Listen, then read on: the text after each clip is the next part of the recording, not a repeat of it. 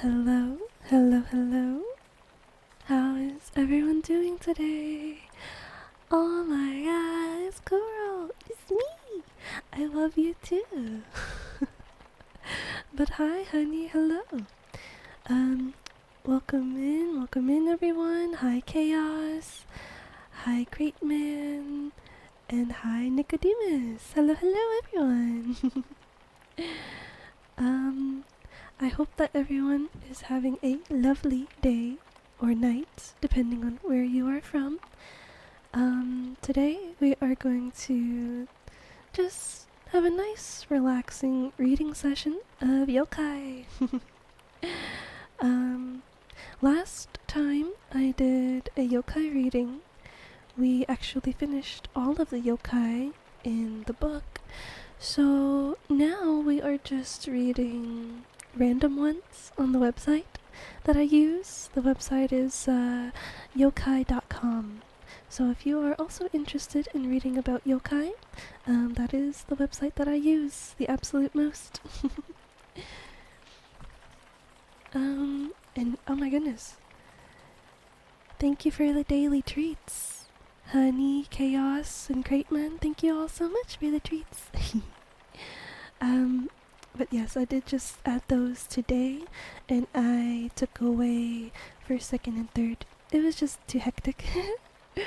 And I actually like the daily treats a lot more. I think it's a much cuter, cozier concept. It fits me better, I think. Suggestion, you could also read about demons and spirits from other cultures. That's a super good idea, actually, honey. Yeah.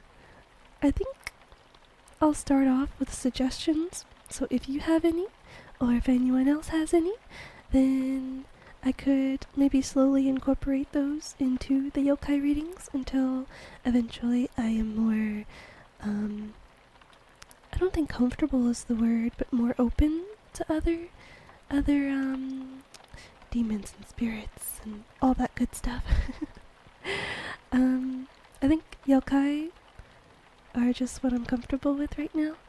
They are my personal interest, but I do enjoy exploring other cultures for sure. Hello, XJ. Hello, hello. How are you doing? Please let me know if the rain is too loud. I hope not. Like how you recently played a game about a Vietnamese demon. Yes, yes, I enjoyed that a lot.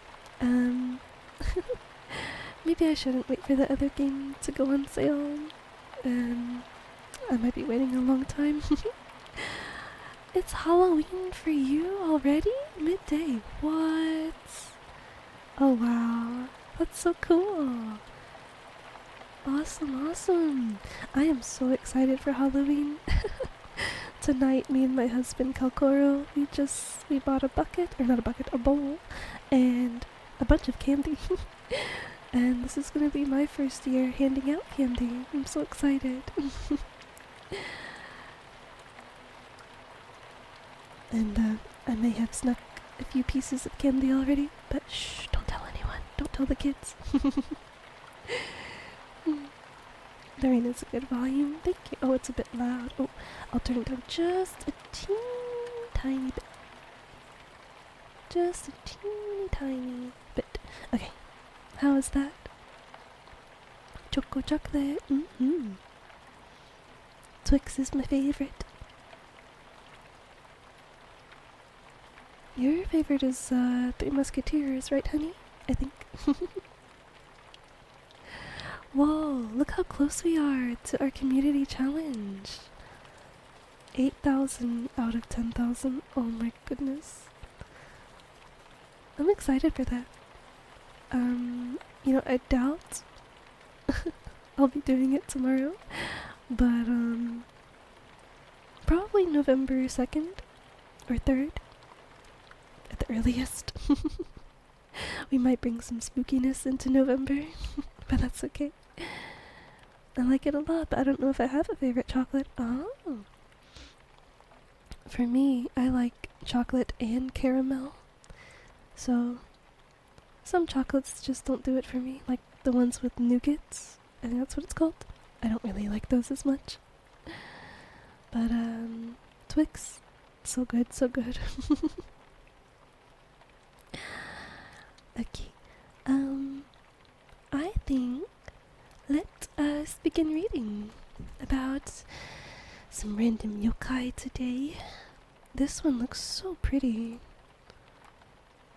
So pretty. It reminds me a bit of Ari. This one's name is Otohime Gitsune. Oh, so pretty. Let's learn more about this one.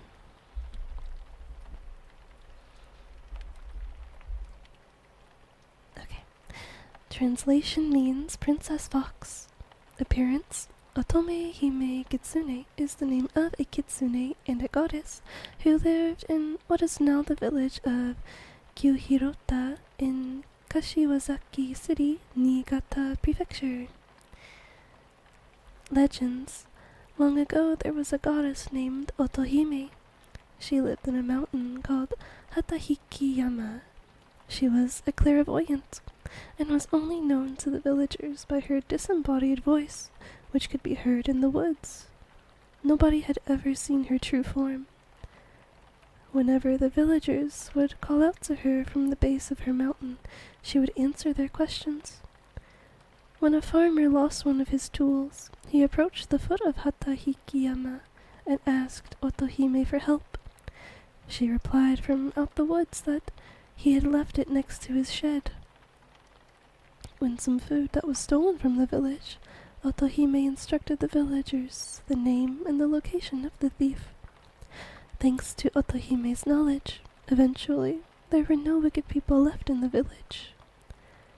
One autumn, a farmer's vegetable garden was torn up by wild animals. The farmer feared that he would run out of food during the winter, so he set some traps deep in the woods to catch the wild beasts that were destroying his crops. Not long after that, the farmer heard a voice deep in the forest. It was a call for help. It was the unmistakable voice of Otohime. The man hurried into the woods. He climbed towards where he heard the voice. Finally, he reached the place where he had set his traps. There, caught in one of his snares, was the body of a large, beautiful, white-furred fox. But it was too late. The fox was dead. The voice of Otohime was never heard again in the village. Oh, that's sad. That is so sad. So unfortunate. Hello, Dorcode. Hello, hello. How are you doing today? It's so good to see you. Oh, a wild palpitoad appears. I'm assuming that one looks like a toad. I'm bad at remembering what certain Pokemon look like. Maybe one day I should do like Pokemon lore reading. I think that'd be so fun. You're super cozy. Oh, that's good. That's so good. That makes me so happy to hear. Do you think you'll be falling asleep soon?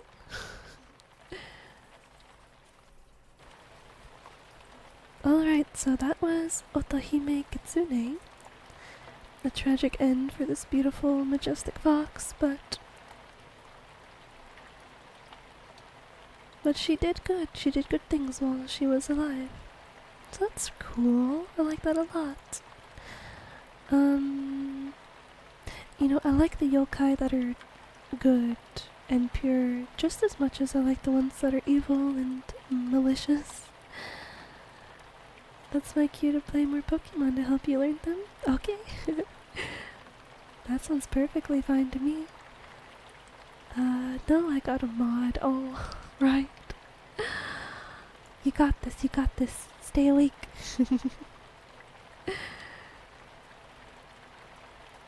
Okay, up next is, Hosogami. Hosogami. Looks a bit silly. I like it though, I like it. The red. Okay. Ooh, looks like this one might not be as nice as the last one. Oops, the Pokemon already escaped. What? Oh yeah, I guess it did. I didn't even see that. What the heck? Excuse me. How are my eyebrows today? Do I look angry? I do. A little bit. Please ignore the angry eyebrows that I have occasionally.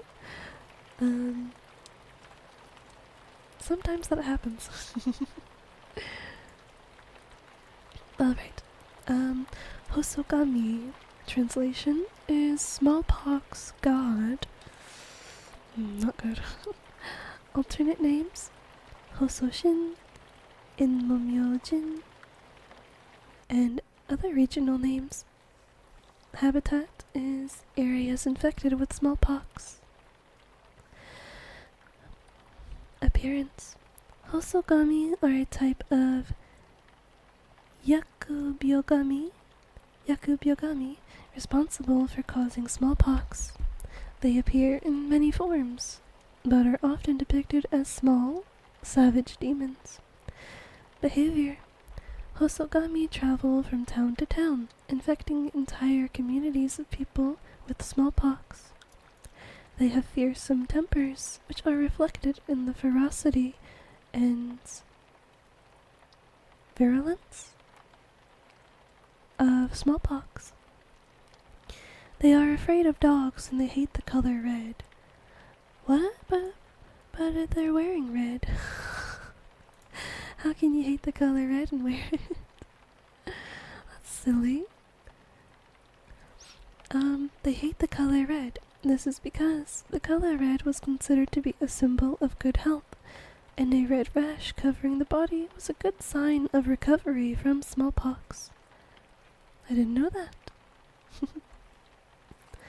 Interactions: in houses where smallpox infections appeared, family members erected smallpox shrines and begged the Hosogami to spare their loved ones.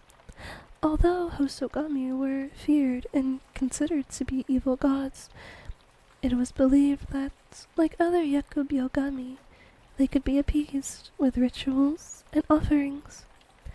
Red wood block prints called ake were hung around the house to scare them off. All sorts of objects were believed to have protective powers, such as red-papered priest staves and red clothing. Other talismans included dolls and toys in the shape of dogs, owls, sea breams, cows, and the red-haired yokai shoujo. Images of Daruma, Shoki, and Kintaro were also popular charms. Yeah, that's why during Lunar New Year's, it's traditional to have one red lion alongside the gold lion. Oh, that's so cool. I like that a lot.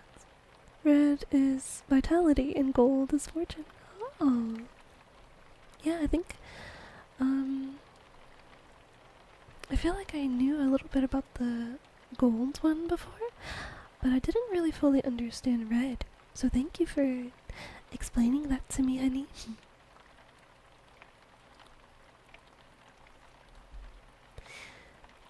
Some gods were seen as particularly effective against smallpox. Shrines to the warrior Minamoto no Tametomo were thought to be effective at keeping Hosogami away. When Minamoto no Tametomo fled to Hachichojima during the Hoken Rebellion, smallpox ravaged every part of the country except for Hachichojima. It was believed that he drove the sickness from those islands. The Shinto god of healing, Sukuna Bikona, was also a popular target of worship for those afflicted with smallpox.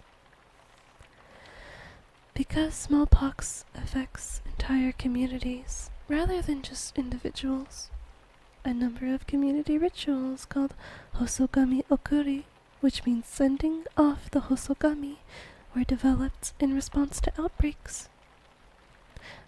Bands of people playing drums, flutes, and bells would parade around the streets performing songs and dances to ward off the sickness. Small way shrines and stone pagodas were erected at the outskirts of villages to keep them from entering. In some areas, Hosokami were not viewed as the cause of smallpox, but as the saviors of people from the disease. In such cases, smallpox was seen as a physical manifestation of the evil inside of the human body.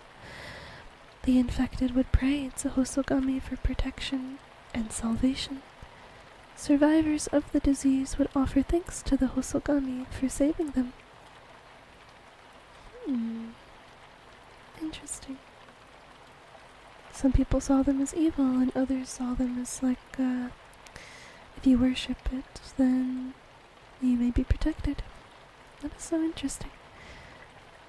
Origin. Smallpox is believed to have made its first appearance in Japan in the Nara period, a time of great exchange with continental Asia.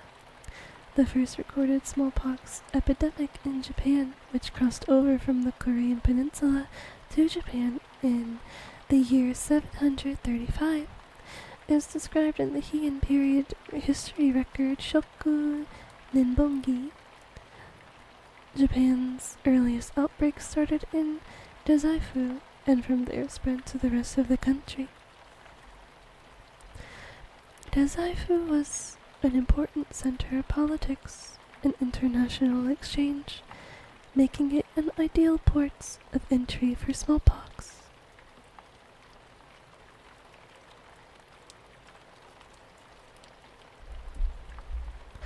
Not all outbreaks of smallpox were caused by Hosokami. Dazaifu is also famous for being the home of the exiled scholar Sugawara no Michizane.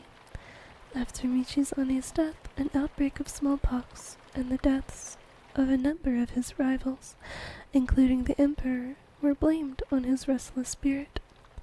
It was believed that Michizane had become a Tatarigami, which means a curse-spreading god. His curse ended when his titles were...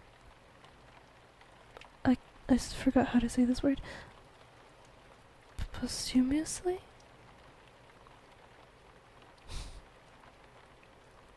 Posthumously? Posthumously? Posthumously. I don't remember. I'm sorry. Restored, and he was enshrined as the Kami Tenjin. Legends. An eyewitness account of a Hosokami was reported in Nishin Shinjishi, a Meiji period newspaper.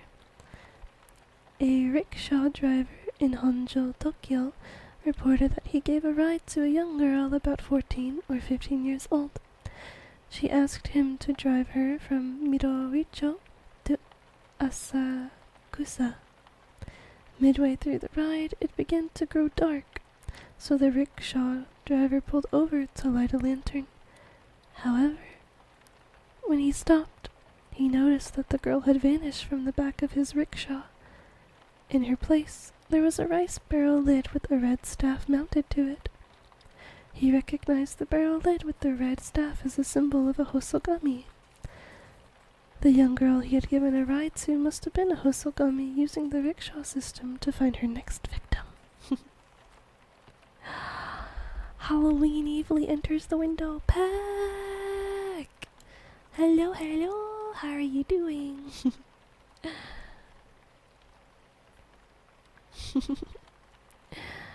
Happy Halloween Eve! The bird emoticons, you like them? Surviving? You're glad to be here though? It's okay, it's okay. Well, we are so happy to have you here, and I hope that, well, the rest of your day only continues to get better and better. We are reading about Yokai tonight. Last stream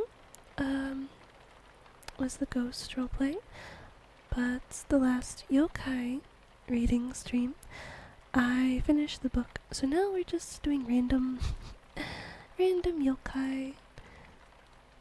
So if anyone has recommendations, I would be more than happy to read about Yokai or Hmm. My husband was saying maybe I could read about demons and spirits from other cultures as well. So, yeah. Any suggestions? I would be so happy to read about them. Before I read a little bit about some Dead by Daylight killers, and that was really fun. Actually, I like their stories a lot. So maybe I will continue to do those. Um, and I want to read about some Pokemon lore as well.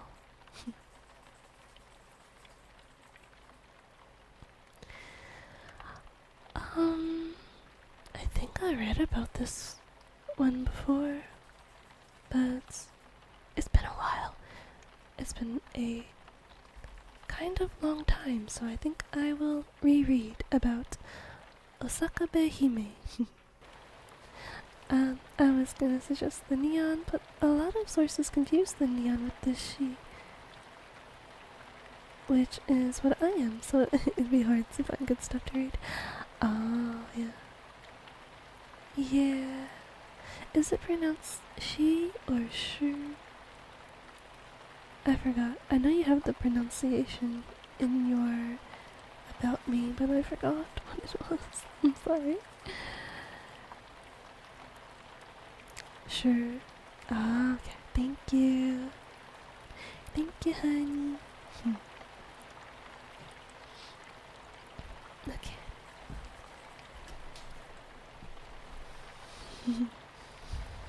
Alright, let's read about Osaka Behime. Okay.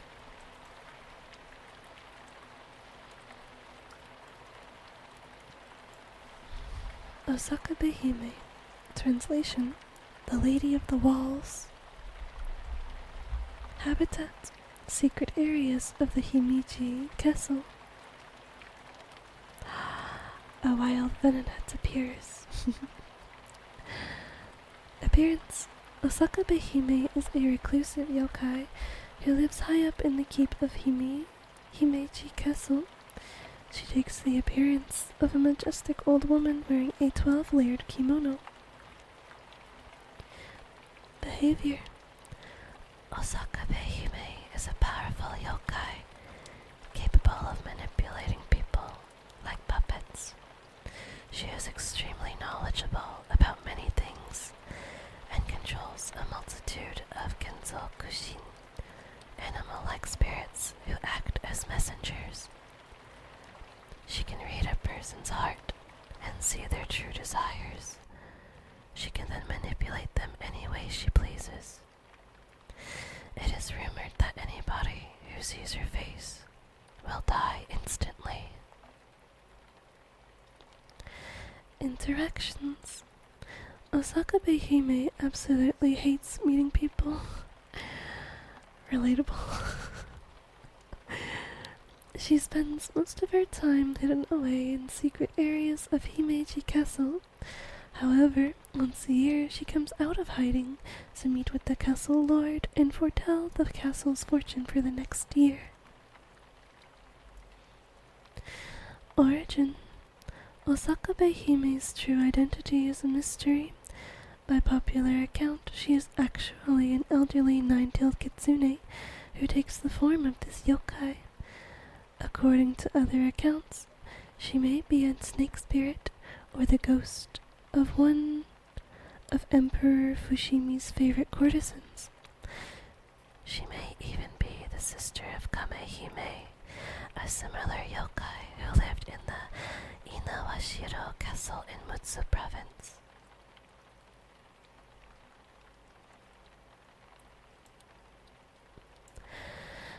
Another common legend is that she was originally the kami of the mountain upon which Himeji Castle was built. When Himeji Castle was expanded by Hideyoshi in the 1580s, the shrine dedicated to the local goddess of Mount Hime, Osaka Begami, was removed. The goddess was re-enshrined in Harima Soja, a shrine dedicated to several gods.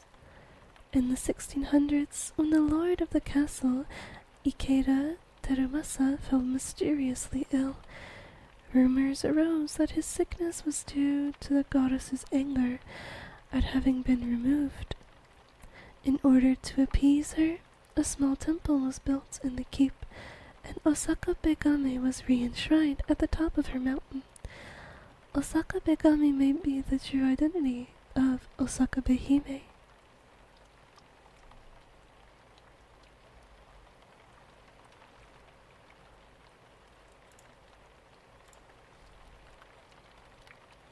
Legend.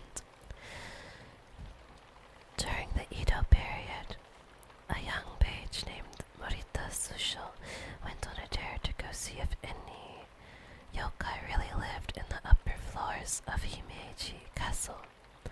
He waited until nightfall, and then, paper lantern in hand, he climbed to the top of the keep.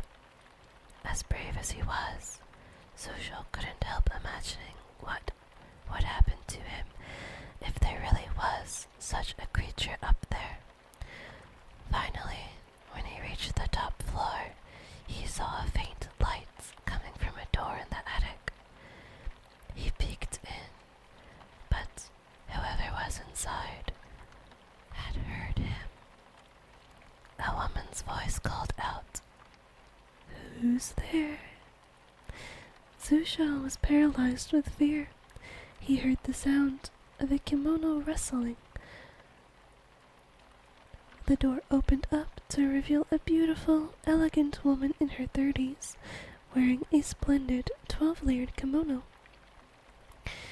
Zusho felt his strength return and politely introduced himself and explained his reason for coming.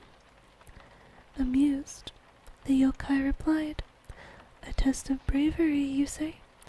You will need some proof that you actually saw me." She gave him a neck guard of a helmet, piece of his master's own family heirloom armor, to show his master as proof that he met Osaka Behime.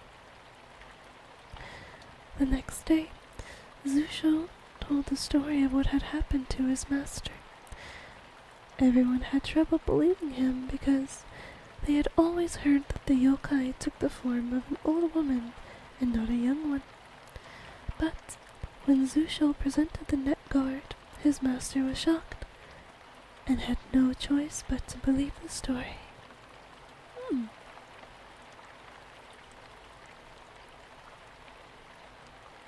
She's cool.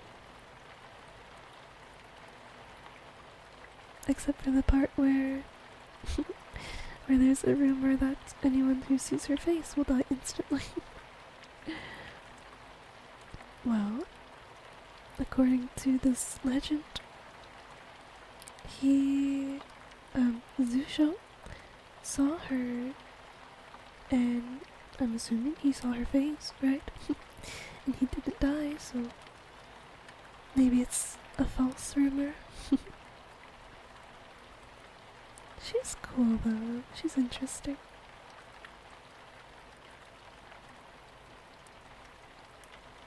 Yeah, I like that yokai. Okay, next up is... Oh. That looks a little bit silly.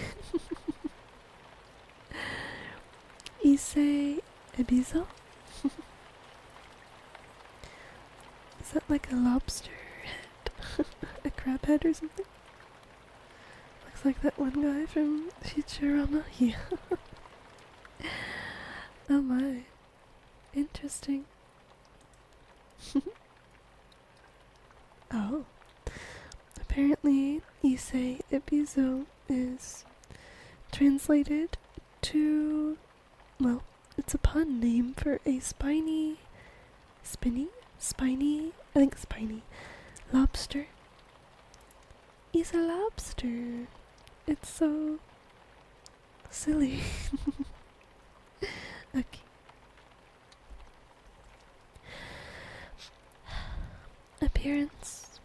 Issei Ebizo is one of the attendants of the royal courts of Ryugu, the royal palace of the god of the ocean. He looks like a cross between a spiny lobster and a brave samurai. Origin: Issei Ebiso appears in Tatsu no Miyako Sentaku Banashi Inotako no Ryurai, which translates to Tales from the Dragon Palace, the origin of Imotako. It is a comical story published in 1791, which depicts the political drama of the undersea court. His name is a pun, based on the Japanese name for the spiny lobster, which is Issei Ibai, and Ichikawa Ebiso, which is a popular kabuki actor's name. That's silly.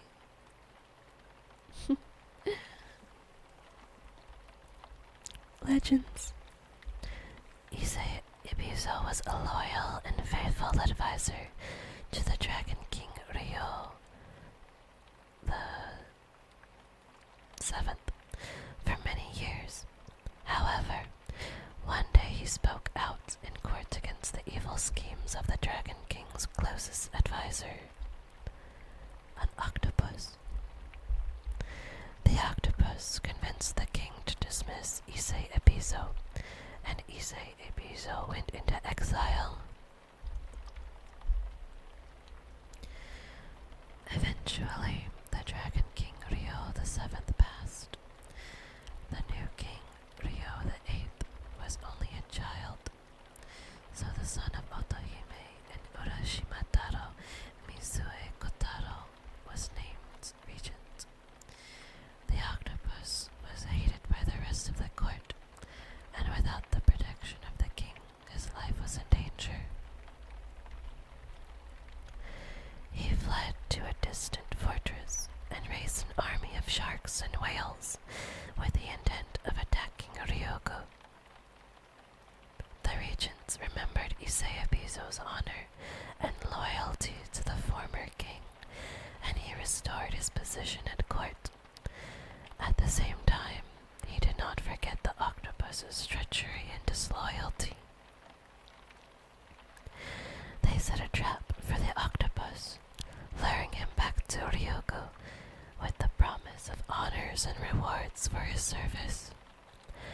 Then they sprinkled ash all over the palace floor. When the octopus arrived, his feet could not grip the ashy floor, and he was unable to move. Issei Ebiso stepped forth and challenged the octopus. The octopus desperately tried to swim away, but he was no match for the spiny lobster. In a masterful display of swordsmanship, Issei Ebiso cut the octopus into pieces. Oh my goodness. Wow. You know, I didn't know sea creatures had drama like that. That's so interesting.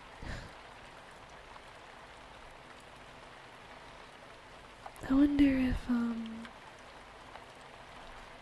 if comedies like that would do well today in modern media, because it sounds really funny.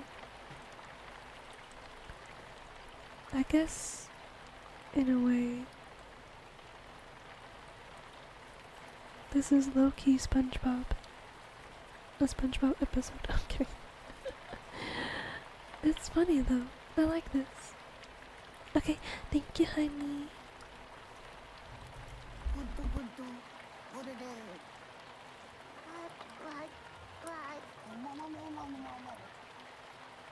Thank you for the hydrate, honey.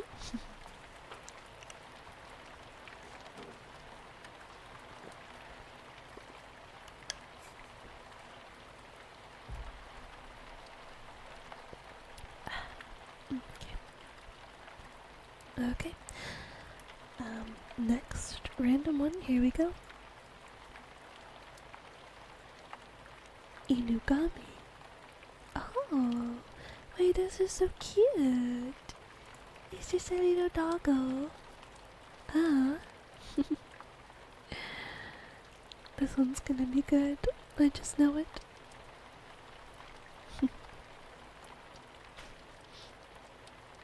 Hmm.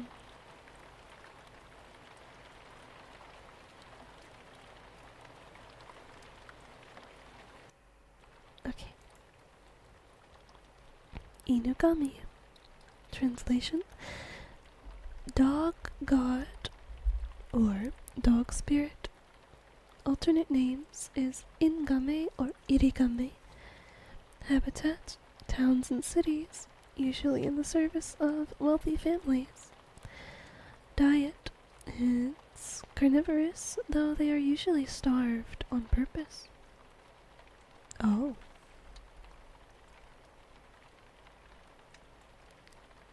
Okay. Well, let's learn more about why. Appearance: Inugami are a kind of familiar, or spirit of possession, which are found in Kyushu, Shikoku, and elsewhere in West Japan. In public, an Inugami looks identical to an ordinary dog in order to blend in with society. However, its true form is that of a desiccated, mummified dog's head, often dressed up in ceremonial trappings. This is kept safe and away from prying eyes in a secret shrine in its owner's house.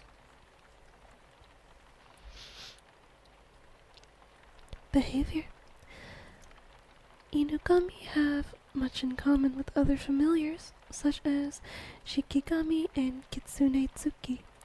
Inugami are more commonly used in areas where foxes are not found, such as major population centers. There is even evidence of an ancient tradition of Inugami worship stretching from western Japan down to Okinawa. Powerful sorcerers were said to be able to create these spirits through monstrous ceremonies and use them to all sorts of nefarious deeds. Inugami serve their masters loyally, performing tasks just like a faithful dog. They are loyal to one person or one family only, and unless seriously mistreated, they remain loyal forever. These spirits can be passed down from generation to generation like an heirloom.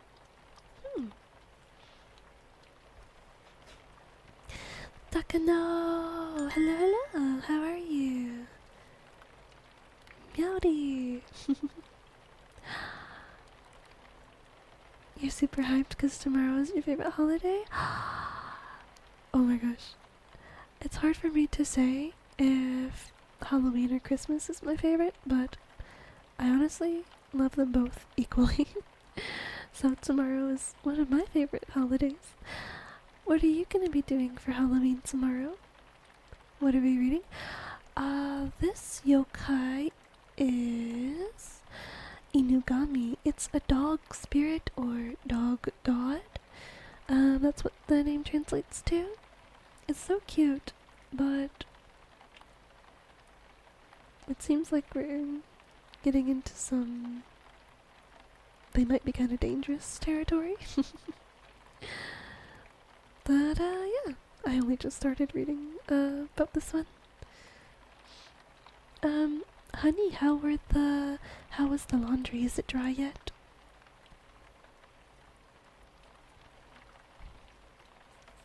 You're gonna take your little sister's trick-or-treating? Oh, that sounds so fun. Stopping by your mom since you don't see her often? Well, that's sweet. That's really good. Everything exploded. What? You're silly and goofy, and I love you.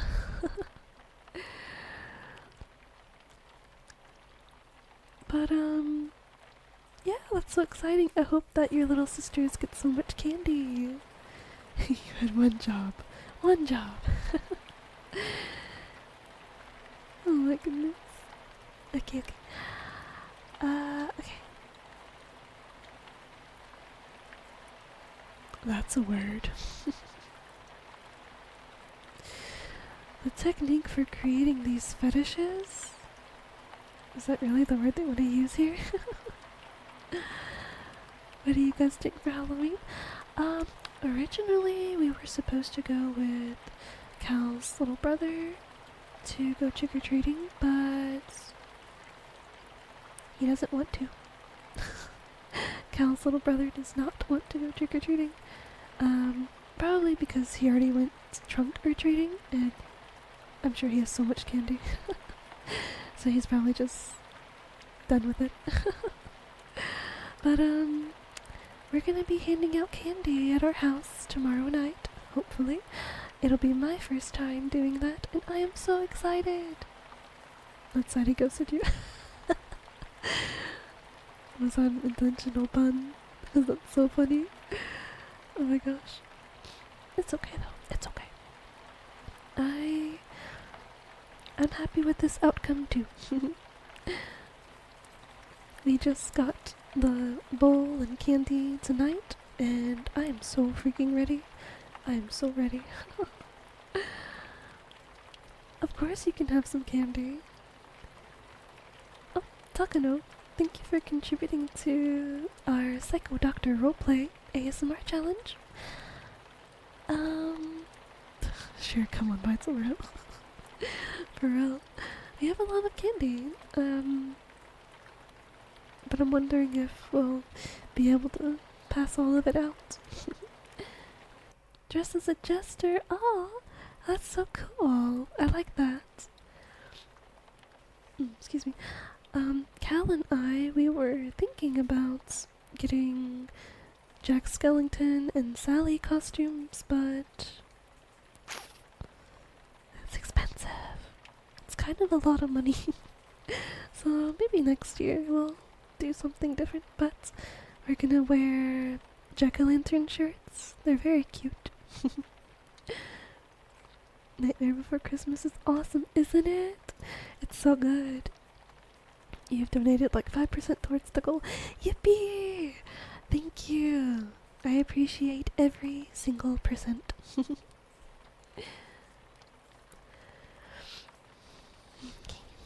Let me fix something real quick. It's been bothering me for like a while.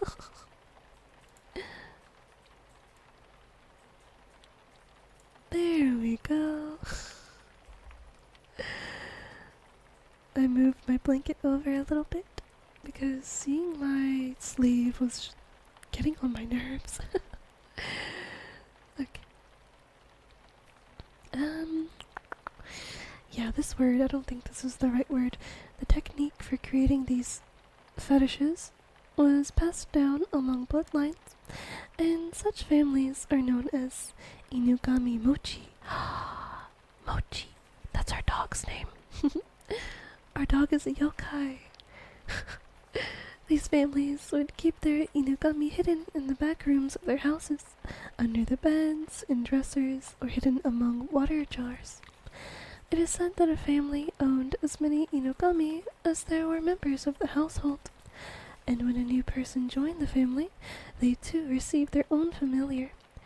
Inugami were treated like family members by Inugami Mochi families, and most of the time would quickly run out to do their master's bidding anytime their master wanted something.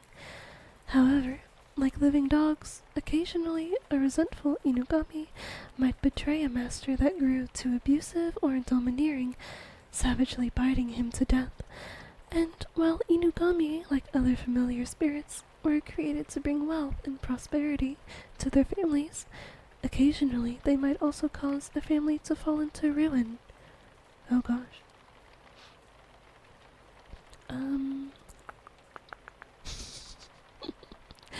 That was part of the roleplay, Takano. It's okay. You're silly. Fetishes are like, I don't know, I just know that the witch doctor in Diablo uses them. Oh, yeah, I didn't know that word had a different meaning. That's cool, though. That's cool.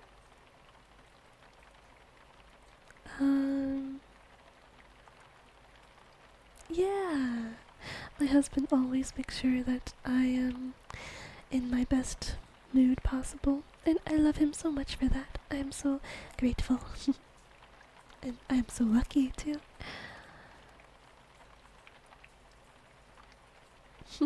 Yeah, I didn't know what I was referring to. I still don't, but I guess it's just some kind of, I don't even know a synonym for the word actually. But I will pretend like I understand.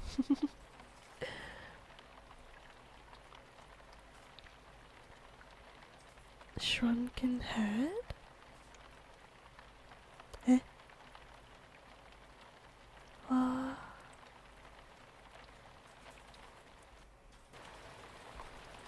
Nani?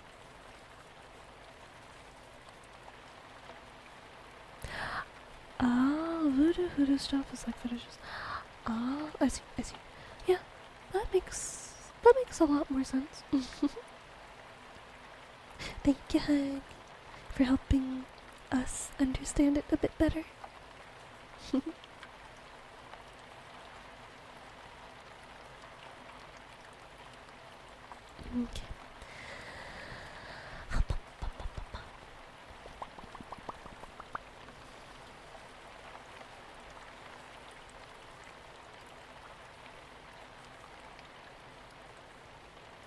Okay. Wowie.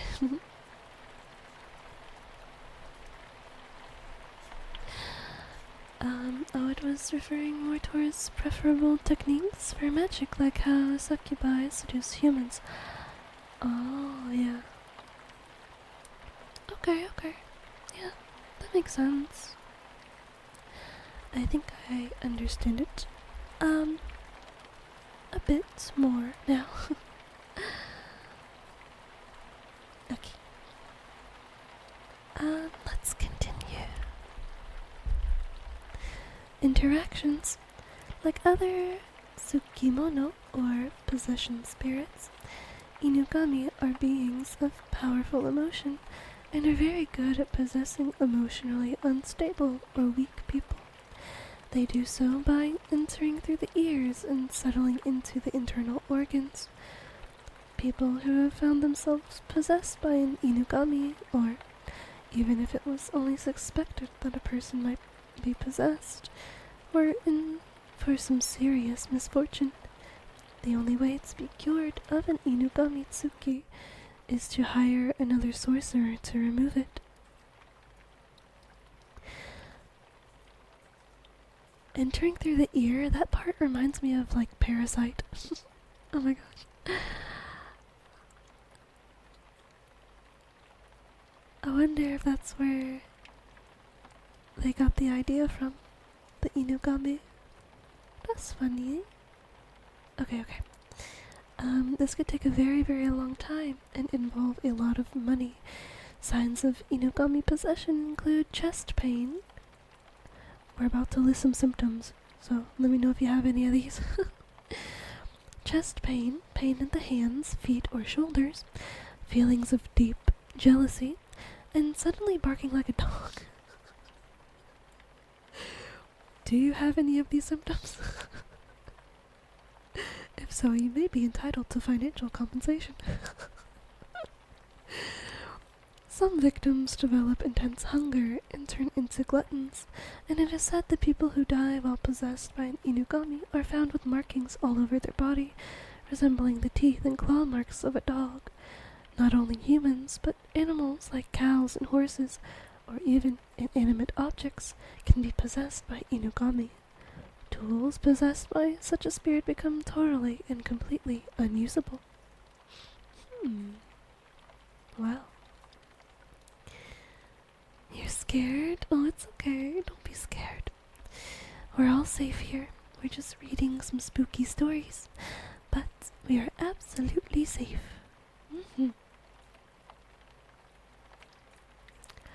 It's been 2 months? 2.5 months? What? That's crazy. That's a long time, I feel like. 3 since you met Kitty? Aww. I don't remember when I met Kitty. I feel like it's been probably about 2.5 months, or something like that, since I started. Well, no, I'm sure I watched her before, but I think I started raiding Kitty about 2.5 months ago, probably. That's so cool, though. Yeah, they're a kitty raid. Oh. Lamia! Lamia has completed our community challenge. We will 100% for sure be doing this Psycho Doctor roleplay at some point. It's done! It's done! I feel like last time you also completed the challenge. I don't remember who did last time, but I feel like it was you as well. Lamia, she's gonna scare me. Let's go. You did. Oh my goodness. Thank you again, Lamia. Thank you. I don't know what day exactly I'll be doing this roleplay. Sometime early November, I'm sure. As soon as possible, for sure. I'm so excited for it. Ads are gonna be starting in about 1 minute. Lamia should choose the next possible challenge. Oh. I might take a break on challenges for a while until I can think of new ones. But I am open to any and all suggestions. Water in a cup because you'll scare me for not the water in a cup roleplay.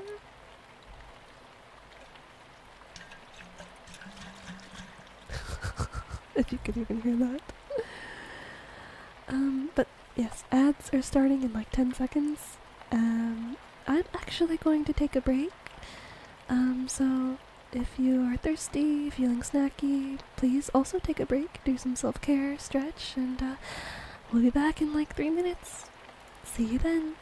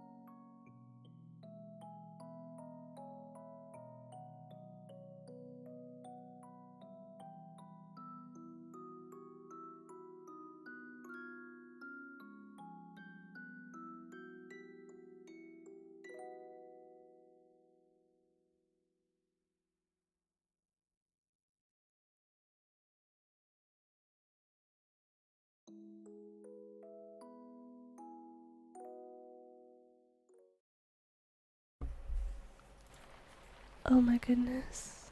Lamia. And you didn't share with me. Okay. Ramen, sushi, and takoyaki sound so good. Oh my goodness. Let me move this so I can read chat better. Okay, what did I miss? What did I miss? Uh, One suggestion you have for Christmas is a reindeer with a red nose. Oh, like Rudolph.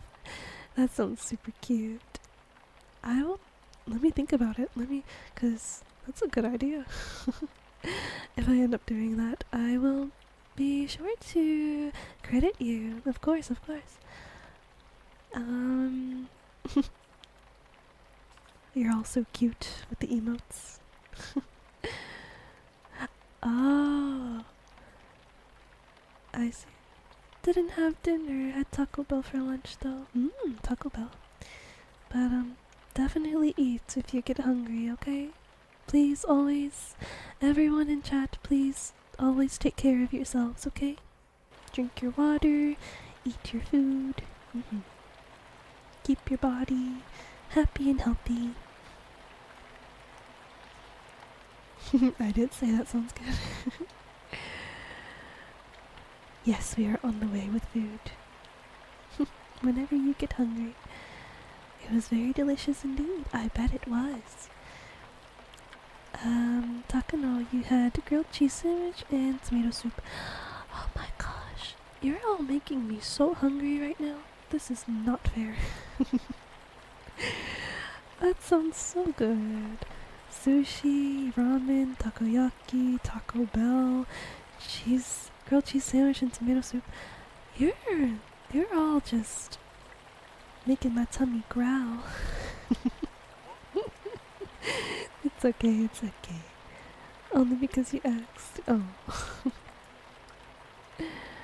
You're a cat. Meow.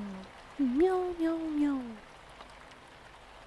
Hello, everyone. How are you? Fine, thank you.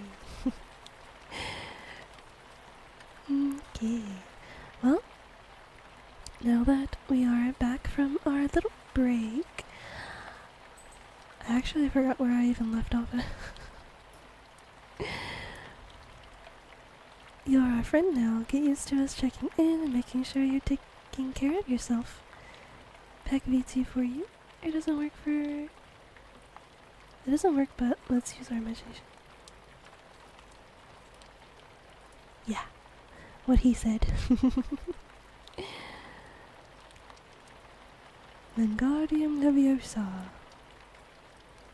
I thought it... Oh, I don't even know how to say it. Lime! Hello, Lime! Oh my gosh, I just realized I have not been reading the freaking... Oh my gosh. I'm so bad at this, I'm sorry. Hey, it's Sublime Mystery, a very cool dude who plays fun games and hosts many charity events at twitch.tv/Sublime Mystery.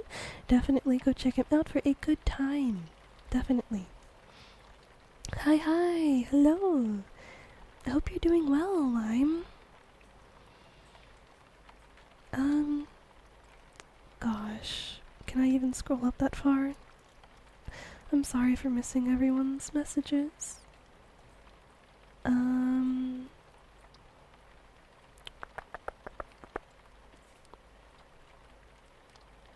Wait, did it not? Nani? 1 second. Oops. I need to put on the confused face for a second. Where's Pax? Oh, there it is. Okay. This is late, I'm sorry, but I must do it. Ah, there he is. The reason we have so many bird-shaped holes in our windows. Peck. He's a really cool city pop themed stellar sea eagle who plays a variety of games. Please go show him some support at twitch.tv/peck_VT. Okay, now where's Lamia's? Where is it? Lamia! Oh, there it is. Does anyone else smell burning? Oh, It's just our lovely Royal Arcane Dragon Lamia. She plays a variety of cool and fun games. Definitely go check her out at twitch.tv/Lamia_VT. I love reading those.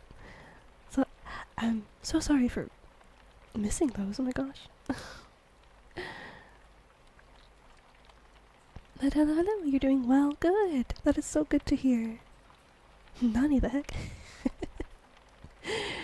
That's goofy for sure. I'm gonna burn this place down. No, we don't have insurance for that.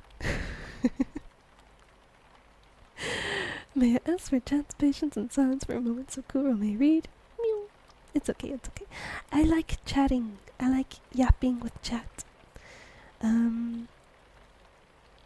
Okay, now can be the, oh, thank you for the headpads, Takano. Thank you. Now can be the end of our little break. And, yeah, we can get back to reading now. Let's see.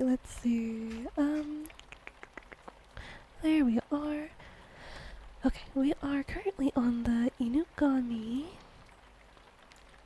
It's a dog spirit.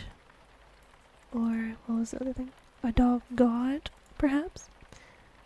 That's a persona name. What? Are they, like, dog related? That's so cool.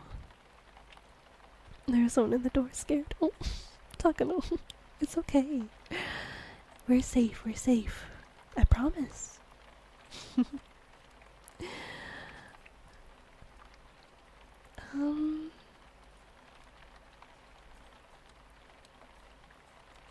So far we know that their habitat is towns and cities, usually in the service of wealthy families. They are carnivorous, though they are usually starved on purpose. There's a ghost. It does have a dog head with a long body. Oh my goodness. I don't like the image that put in my head. That's cool though, that's cool.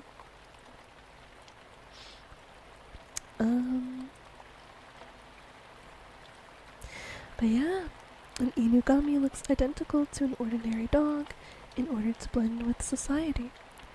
However, its true form is that of a desiccated, mummified dog's head, often dressed up in ceremonial wrappings. And this is kept safe and away from prying eyes in a secret shrine in its owner's house.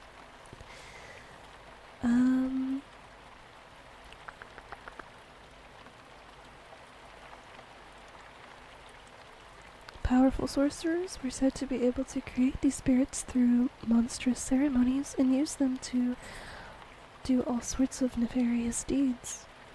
The Inugami serve their masters loyally, performing tasks just like a faithful dog.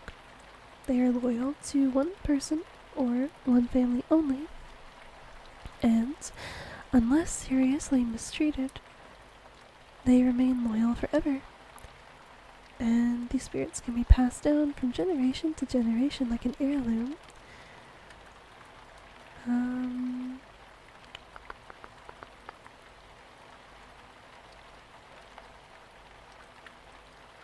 Yeah. But however, just like living dogs, occasionally a resentful Inugami might betray a master that grew too abusive or domineering, savagely biting him to death. And while Inugami, like other familiar spirits, were created to bring wealth and prosperity to their families, occasionally they might also cause a family to fall into ruin.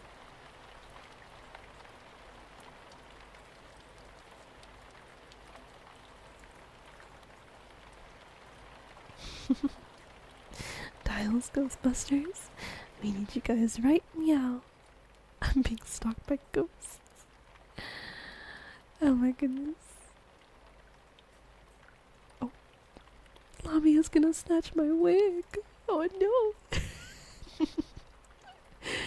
Oh goodness.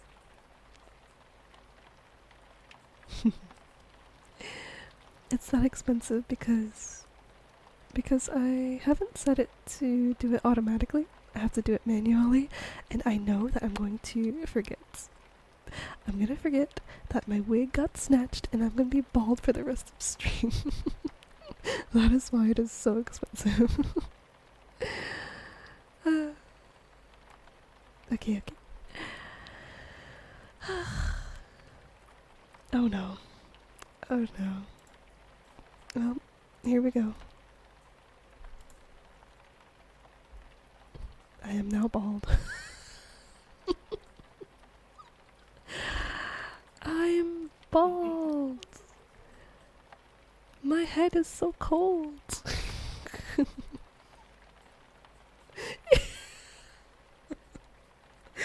My head is so round. Bald, bald, bald. Why are the ears floating? I don't know. They're ghost ears, I guess. My eyes. Oh my gosh. This is so funny. I love it.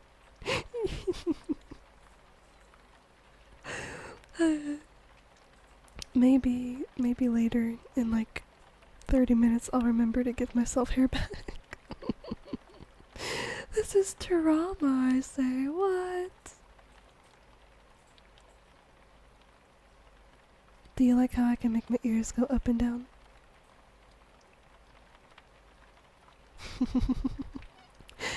Bald Kuro is just so funny. I love it. Nobody remind her. Forgive yourself. I will. I most certainly will. Okay, I'll leave it like this for a little while.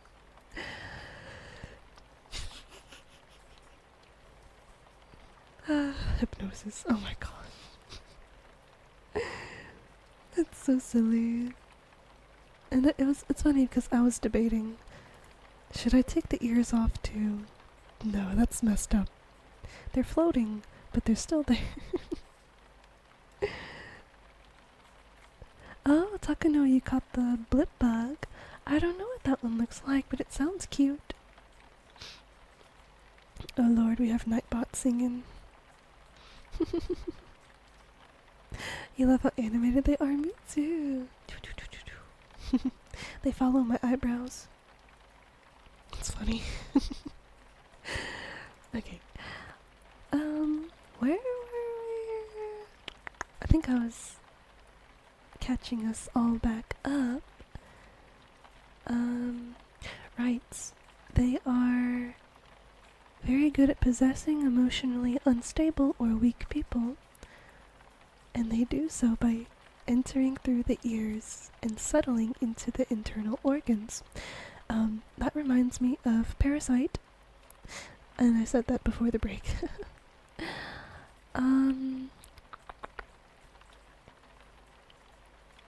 But yeah, the only way to be cured of the Inugami Tsuki is to hire another sorcerer to remove it. But this could take a very, very long time and involve a lot of money. So,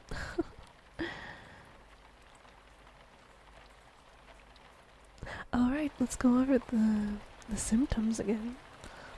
Signs of Inugami possession usually include chest pain, pain in the hands, feet, or shoulders, feelings of deep jealousy, and suddenly barking like a dog. So, yeah. Oh, you're bald like me. Yeah, we're twinning.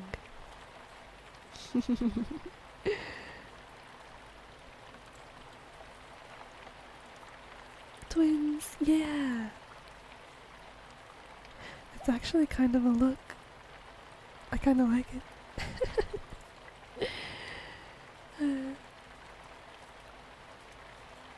Hello, Boba Fish. Hello, hello. How are you doing? Welcome in, welcome in. We are reading about Yokai, and you have caught me at a time where I am currently bald. So that's funny. But yeah, please enjoy your stay. It's something. I like I like it a lot.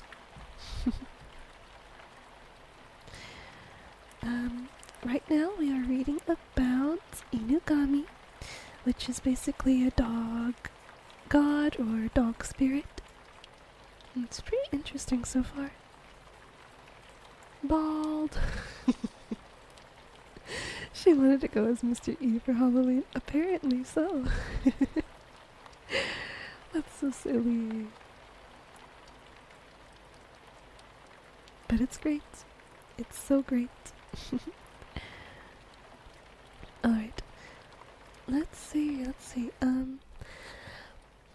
Practicing this sort of black magic was illegal and strongly frowned upon, although that didn't stop the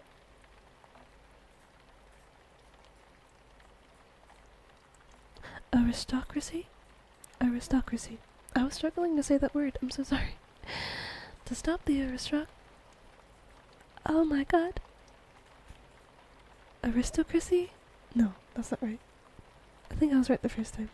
The aristocracy. Aristocracy. Aristo. You know what? Forget it.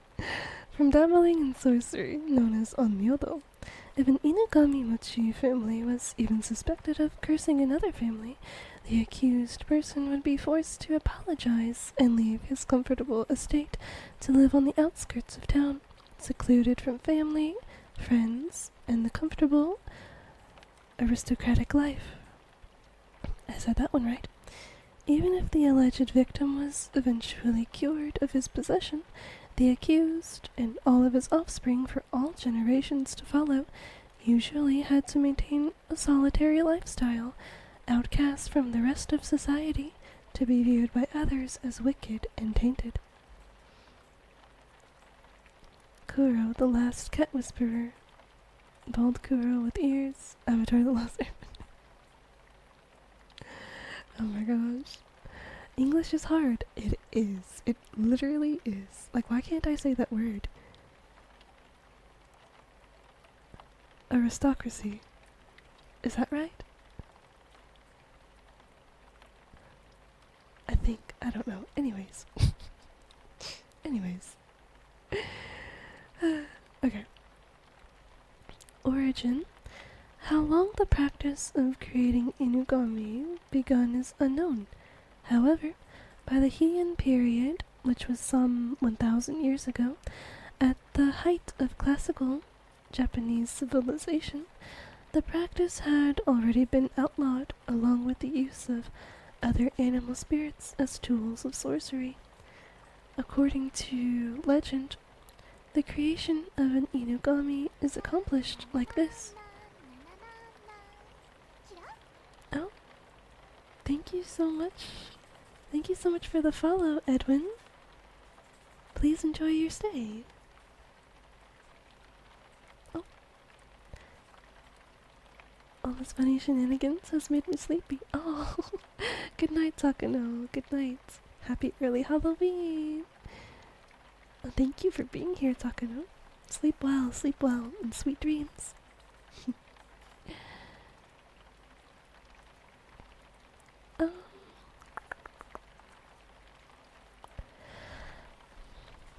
According to legend, the creation of an inugami is accomplished like this. The head of a starved dog must be cut off. Oh. This is sad. Often this was accomplished by chaining a dog up just out of reach of some food, or else burying it up to its neck, so that it would go berserk out of desperate hunger, and its head could be cut off at the point of greatest desperation.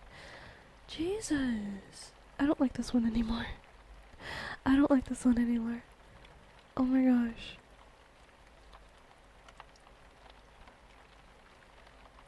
I don't like it.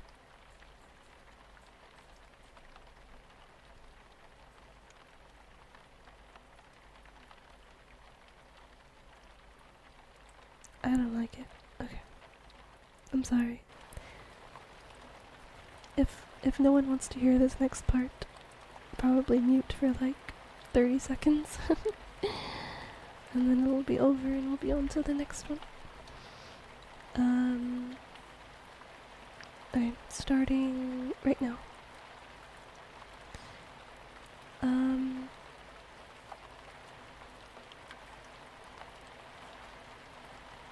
then the severed head is buried in the street, usually a crossroads where many people pass.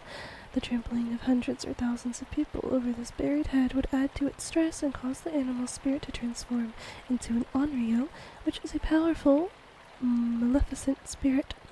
Occasionally, these severed heads were said to escape and fly about, chasing after food, animated solely by the onryo's anger.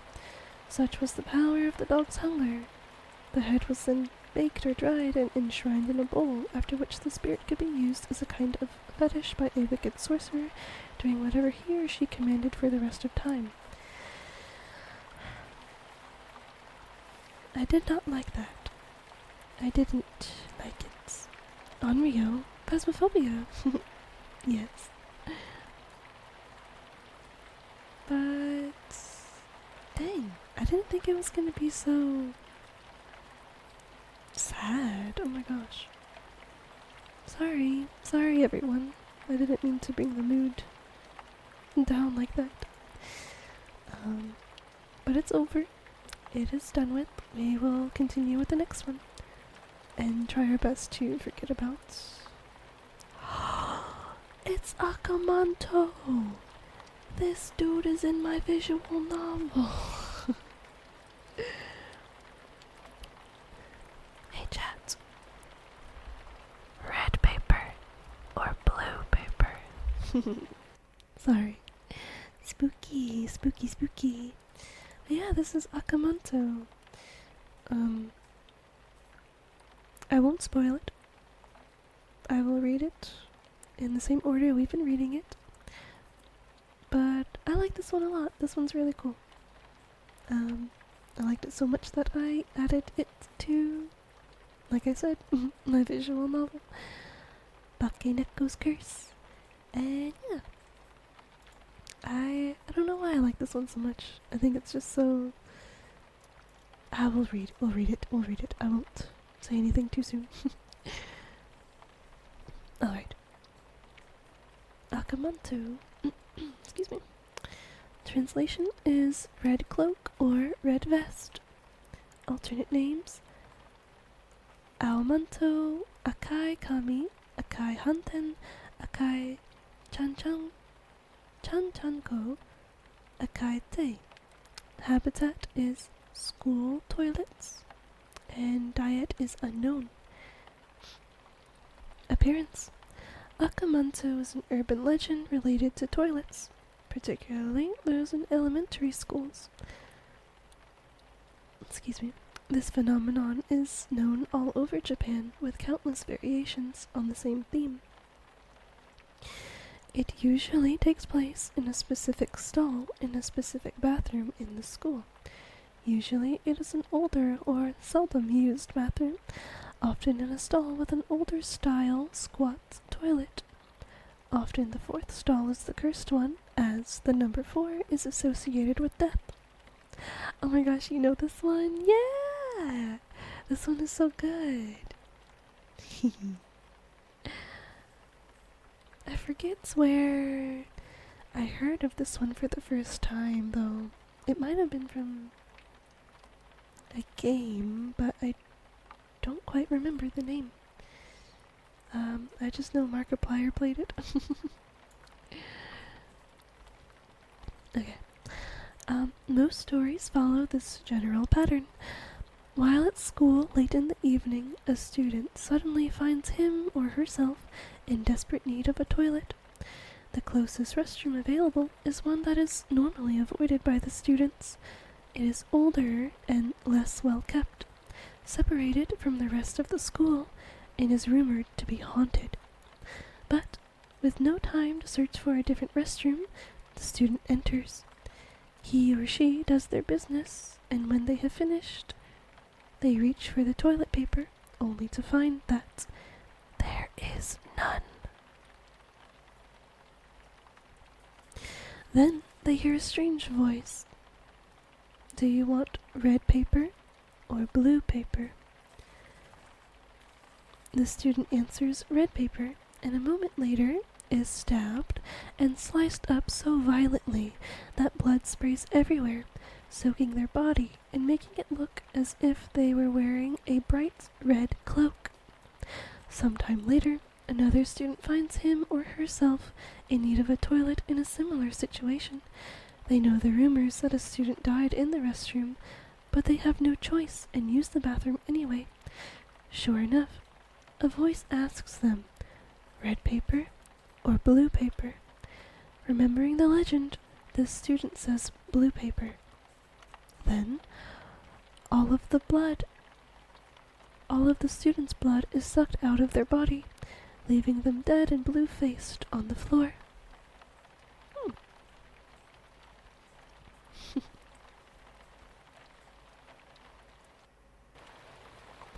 Tanda mouse. A wild tanda mouse appears. That one's cute. You've never played Phasmo? That's okay. I think sometimes it's more fun to watch people play Phasmo. But if you're ever interested in playing it, I would be so happy to join you. I like Phasmo. I haven't played it much. Like, seriously, I don't think I've played it since October last year. It's still fun though. I like it. Just simply bring your own toilet paper, right? Everywhere you go. Just keep it on you. Plenty variations of this legend exist, each with a minor difference. The true identity of Akamanto is one of these. Sometimes it is said to be a person hiding in the adjacent stall, a serial killer in many stories. Other times it is a ghost who appears as a tall man with a sickly, bluish-white face. In some places it is even blamed on a hairy yokai called a kainade who lives in the toilet and likes to touch people's butt. What the heck? That's weird. In the kainade's case, the end result is markedly less violent. A hairy arm of the chosen color rises out of the toilet to touch the booty. Oh my god. What the heck? In some cases, instead of draining your blood, blue paper gets you strangled until your face turns blue. Sometimes answering red paper gets your skin flayed so that it hangs off of your back like a red cape, which is a play on the Akamanto name. In other versions, instead of being killed, the student's skin color will change permanently to whatever color he or she chose. Sometimes those who survive and tell the story to others fall terribly ill and die shortly after. And sometimes the consequences are worse than death, such as being dragged into the netherworld never to be seen again.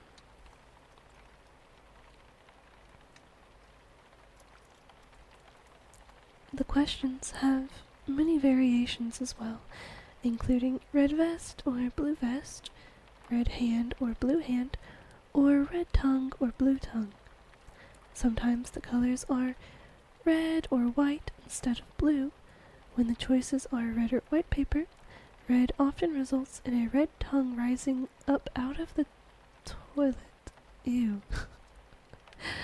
While white results in a white hand rising up to touch. Less common choices are red paper or purple paper. Choosing purple allows the student to escape unharmed, while choosing red causes the student to be pulled down through the toilet into the plumbing. Oh my gosh. No thanks. As with many urban legends, there is usually no escape from your horrible fate, though that doesn't stop people from trying. Clever students who bring extra toilet paper with them discover that it vanishes before they are able to use it. Lamia, it might not work. Your method might not work. It's just gonna vanish. Oh my god. Akamanto really thought of everything, huh? Dang it. I know, right? What the heck? Wow. What if you just don't wipe? What if you just walk out of there like, you know what? I don't need to. Oh my gosh. That's crazy. Okay.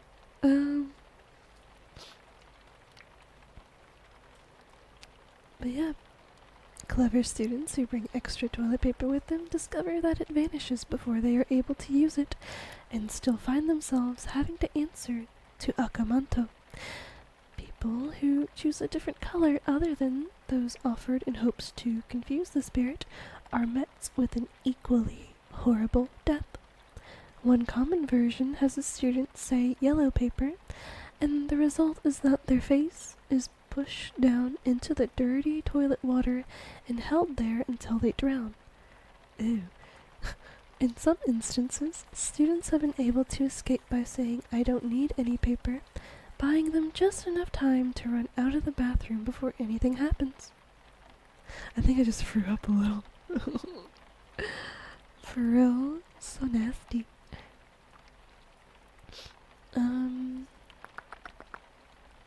Origin. Tracing the origin of urban legends can be difficult. Akamanto is fairly old as far as urban legends go. It is recorded as a popular schoolyard rumor as early as the 1930s, and its popularity hasn't faded even as newer toilet legends, such as Tore no Hanako-san, have come into existence. One explanation for Akamanto's origin and continued popularity is in its nature. It may be a reflection of the anxiety inherent in being a student. Akamanto asks children an impossible question to which any answer results in something terrible. That feeling is not too different from having to answer a difficult problem on a test or a teacher's question in front of the whole classroom when you don't know the answer. Akamanto's appearance has changed over time, along with the Japanese lexicon. Today, manto is the Japanese word for a cloak or a cape, and so Akamanto is usually depicted wearing a long red hooded cloak. However, in the 1930s, when this urban legend was born, manto referred to a shorter, sleeveless kimono jacket. As a result, different generations have different visual impressions of what Akamanto looks like. Where is the add hair backward email? Okay, fine. I'll put the hair back on. It's about time to put it back on anyways. Thank you for reminding me. That was funny. I liked that. Okay. Kitty cow pillow. Ote. Holding my cute kitty cow pillow. You're here. Oh. That was probably really quiet, huh? I might need to turn that up later. It's an avocado. Thanks. It sounded funny? Good, good, thank you. I think it was just quiet for me then. This is so funny. The translation.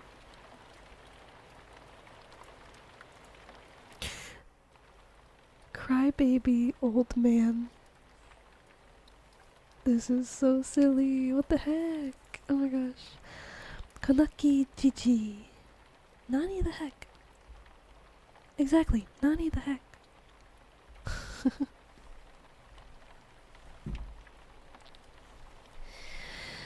Alright, this one is a little bit silly.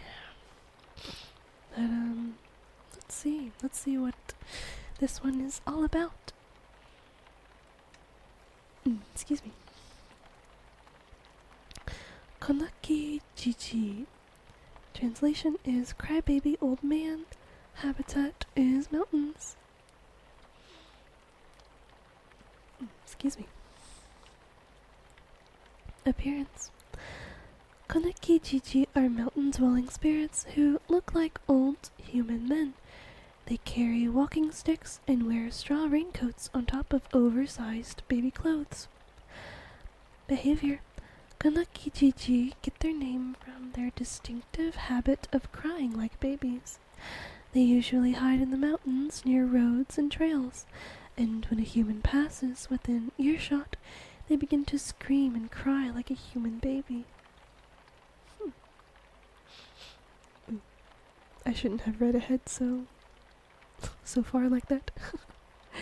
Okay. Interactions. A Konaki Jiji's crying often evokes sympathy in those who hear it. A person who passes by a Konaki Jiji and tries to comfort it is in for a nasty surprise. When they hug the crying spirit, it rapidly becomes heavier and heavier.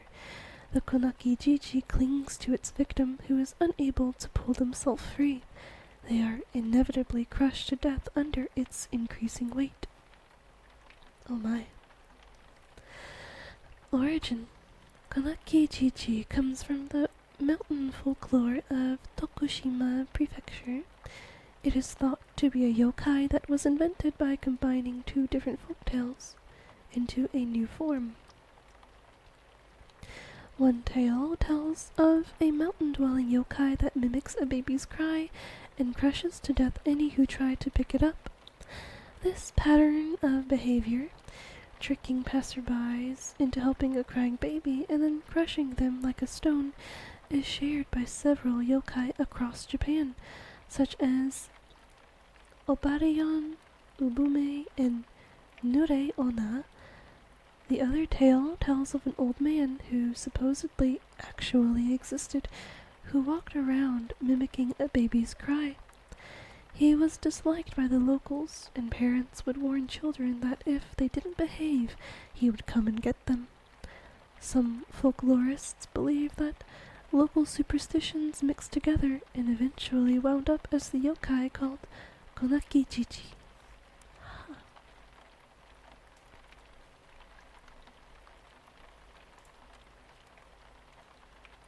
It's just so... it's so different. I don't know. It was interesting. It was, I don't know. I don't know if I like it. Something about it is just so... I don't like it. It's a funny one though. It's a little bit funny, but also I wouldn't want to be in that situation. Kick the baby. Kick the baby. Okay, up next is... oh. Earlier we read about a lobster head. Now we're gonna read about a cuttlefish head. Ika no koan? Ika no koan? Oh my. It's kinda cute. Well, I already think cuttlefish are cute, so... Nani the heck? Nani the heck? I'm saying... It's silly. Okay, let's see. Ika no koan translates to Dr. Cuttlebone. Oh. Appearance. Ika no koan is the name of a cuttlefish who served as an advisor and physician in Ryugu, the royal court of the Dragon King of the Ocean. He is typically depicted as a human dressed as an Edo period doctor with a cuttlefish on top of his head. Origin. Ika no koan appears in Tatsu no Miyako Sentakubanashi Imotako no Yorai, which translates to Tales from the Dragon Palace, the Origin of Imotako, which is a comical story published in 1791, which describes a fantastical origin for Imotako, a a dish made of skewered octopus and taro. His name is a pun. Ika noko refers to a cuttlefish's internal shell, a common ingredient in traditional Chinese medicine, while an was a common suffix given to doctors during the Edo period. Huh.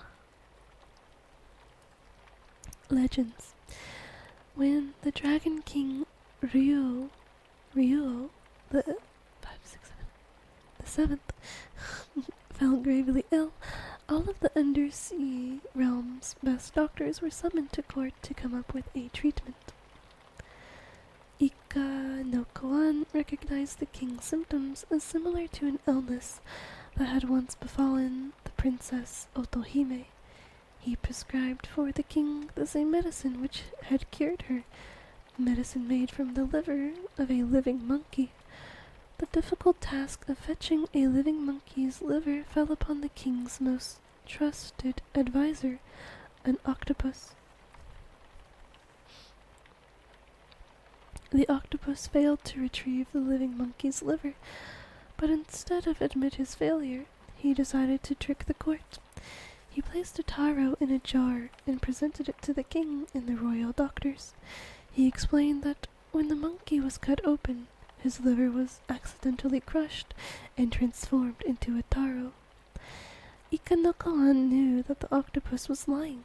He wanted to object, but he was unable to speak out due to the octopus's influence with the king. Yet, without the liver of a living monkey, Ika no Koan was unable to create the medicine that the king needed. His expertise was wasted, and the beloved King Ryo the Seventh sadly died of his illness. Fence SB Fliwa Takano words? What does that mean? Oh, good job catching Slowbro, honey. Good job.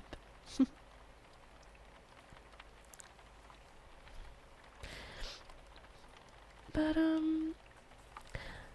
I kinda really like the comical story of the sea creature humans. It's so interesting. It's only level 1. Oh no. I'm sorry. Okay. Next yokai is Omagata Toki.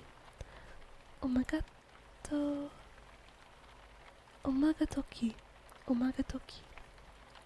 This looks like a city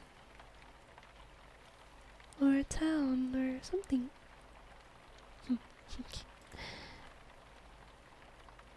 Oh. Omagatoki translates to the hour of meeting evil spirits.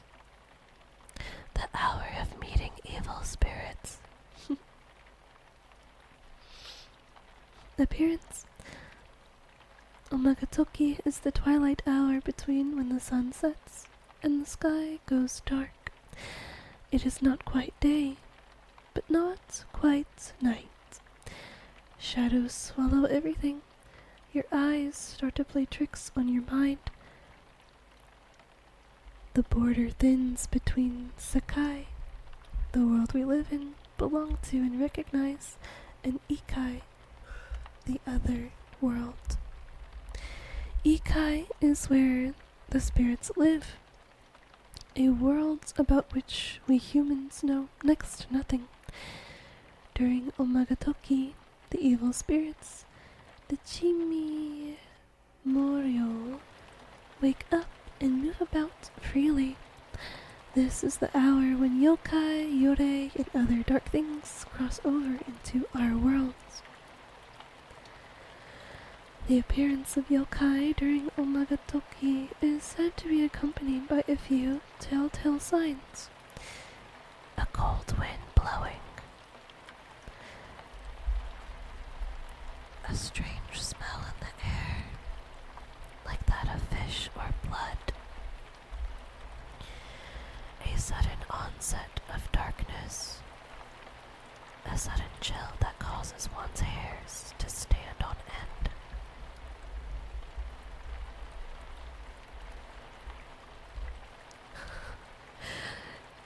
your screen was on and your cheek brushed it, and and as you were cuddling your pillow. Oh, wait, what? That's funny. Your cheek wanted to tell us something. Your reading is very soothing. Thank you, Takano. Thank you. I'm happy that my reading can help you feel relaxed and soothed and hopefully sleepy. Sleepy, sleepy, sleepy, sleepy. I'm probably gonna read for, I don't know, maybe 20 more minutes or so. We'll see. We will see what happens. um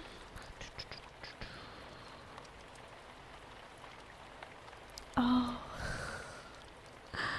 I'm sorry that I said your name. You could have fallen asleep by now. My apologies.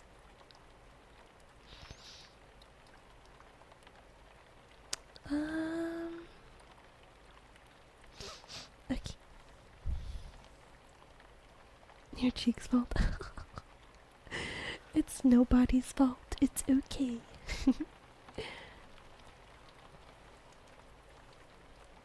Alright. Interactions. Humans and spirits normally have separate existences in different worlds. When those worlds come together, things become chaotic, particularly for humans.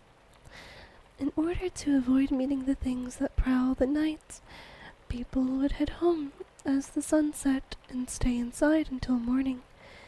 Woodcutters sleeping in the mountain huts sometimes heard the cutting down of trees at night, but found no evidence of it in the morning. Phantom waterfalls could be heard where there was no waterfall for miles around.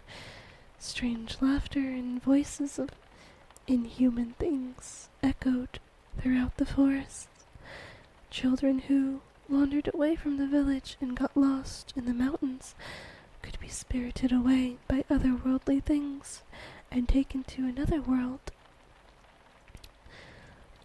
Sometimes they would return years later, changed in some way. Anyways, good night again. I will turn my screen off this time. Alright. Good night, Takano. Good night, good night. Sleep well.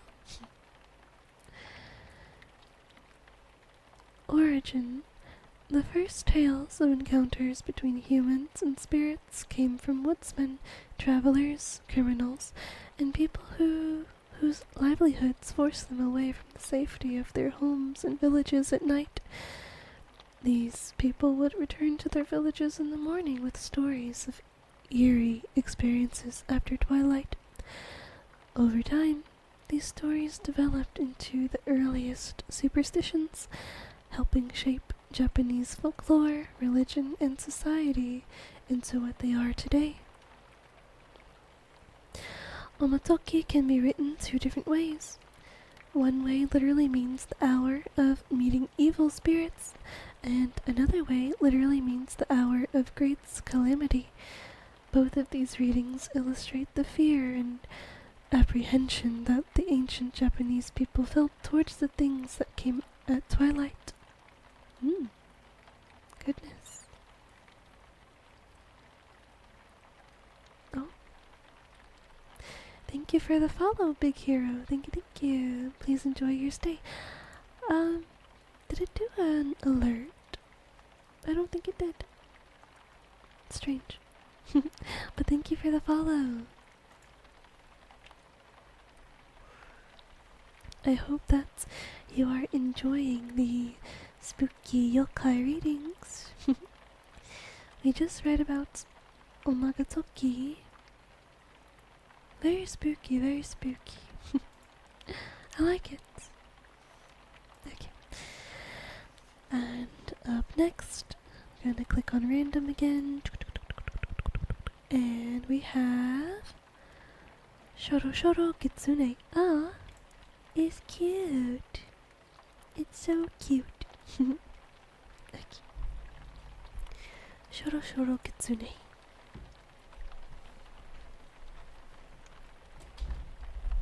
Okay, sorry. I had to fix my posture real quick.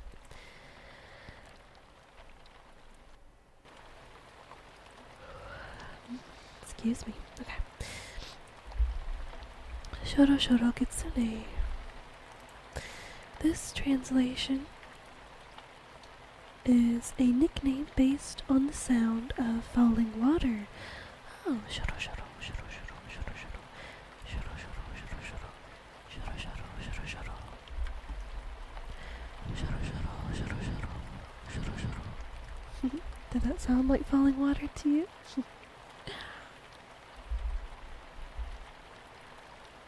Well, this is a short one. Appearance: Shoro Shoro Kitsune is a white-furred kitsune who haunted the road between Tanagaike and Shichi Mountain. She is best known for transforming into a beautiful young woman and bewitching travelers. Her name comes from the shoro shoro sound of water falling in the foothills of Shichi Mountain. She is one of the famous Inabi 5 kitsune of Tottori Prefecture. Huh. I wonder if these are the other the other 4. Maybe we should give them a read too. Up next is Onashi Kitsune. This one is translated to fox without a tail. No tail. Appearance: Onashi Kitsune is an old, white-furred kitsune who haunted the Nagao Cape in Aoya? She was said to be exceedingly cunning. Her preferred modus operandi was to transform into an old woman and trick people crossing through the hills. She is one of the famous Inaba 5 kitsune of Tottori Prefecture. Huh, okay. Up next is Onji no Kitsune. Onji no Kitsune. Translation: the fox from Onji.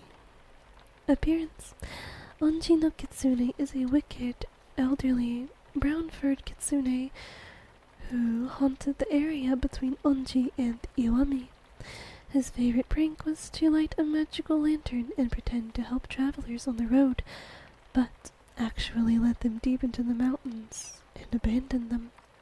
That's so rude. He is one of the famous Anabi 5 kitsune of Tottori Prefecture. What the heck? Why would he do that? Okay, I think these two might also be one of the famous 5. Let's see.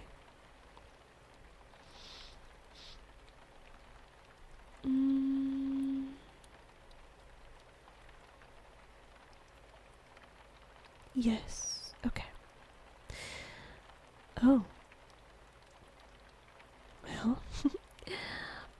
Otonjoro. Otonjoro. Sorry. Otonjoro. Otonjoro translates to Otomi the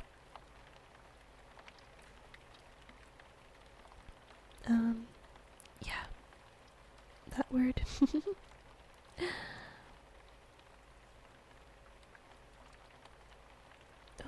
Apparently, ads are starting in 1 minute, so you may want to lower your volume if you are not subscribed. But yeah, ads are starting in about 40 seconds now. Mama Dragon says you have a pretty model, girl. Oh, thank you, Mama Dragon, thank you. I am so happy you like it. But your daughter's model is much more beautiful than mine. But thank you so much. Alright. Otonjoro, her appearance. Otonjoro is a famous kitsune from the old province of Inaba, which is present-day Tottori Prefecture. She haunted a mountain pass called the Chimitoge. She is most famous for disguising herself as a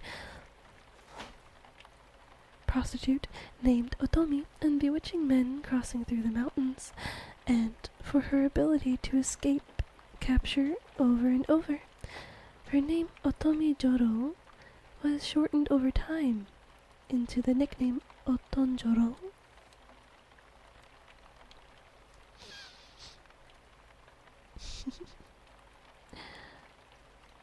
I remember showing her Cal's model and she was like, love the glasses and wings. Oh, that is so sweet. I like to dress up Kitty Cow. That's why he wears a little royal costume. So cute. If he will let me, I will be dressing him up for Christmas as well. And maybe even every other holiday that comes. I like to dress him up. Okay. Otonjoro, her favorite food was said to be fried rats, and if you put up a bunch of them for sale, she was sure to come and try to buy one. She transformed leaves into 1 cent coins and used them to buy the fried rats. Sellers would try to rip the coins in half before accepting them. If it didn't rip, it was a genuine coin, but if it ripped, it was a transformed leaf, and the person buying your fried rats was actually a otonjoro. Christmas cow, yeah! Christmas kitty cow. It's gonna be so cute.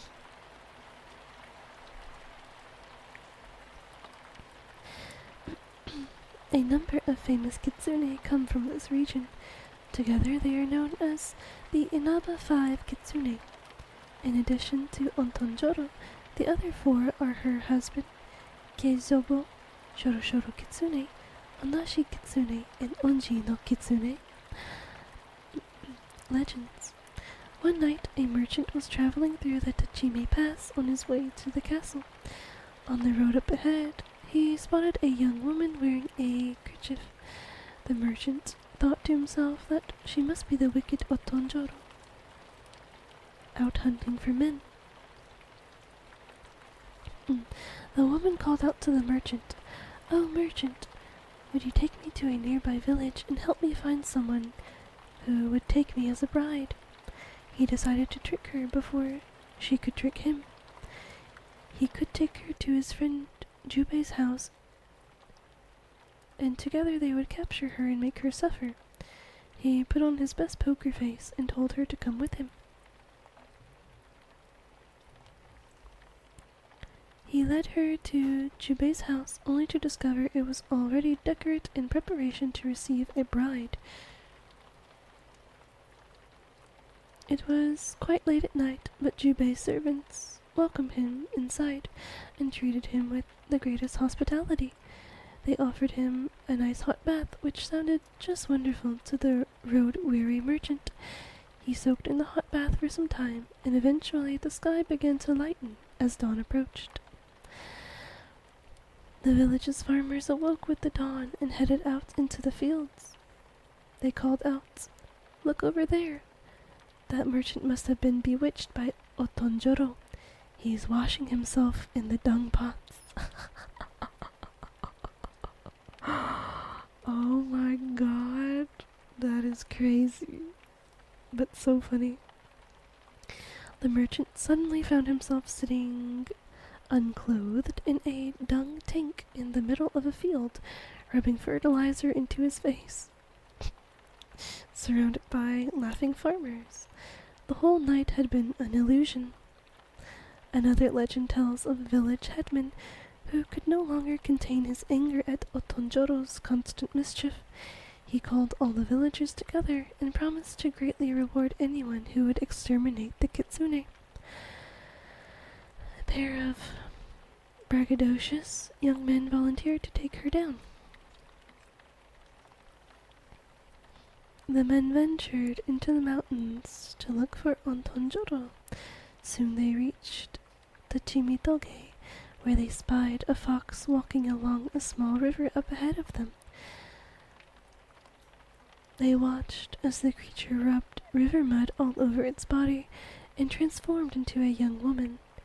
Then she picked up a river stone and transformed it into a baby, which she cradled in her arms.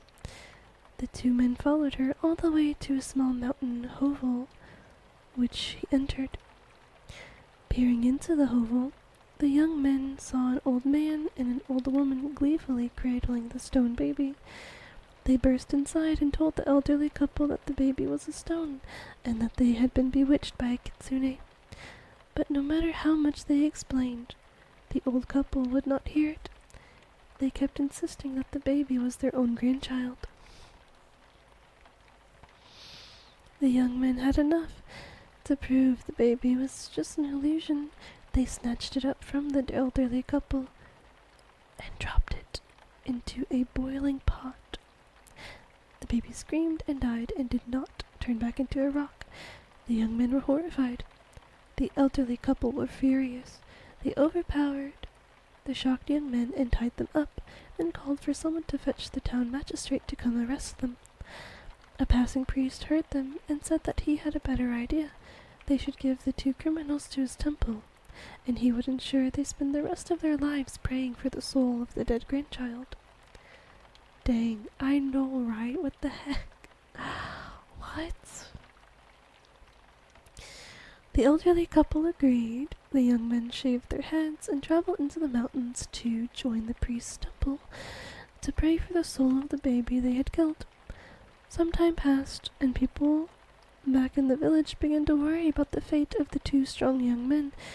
They sent a search party into the mountains to find them.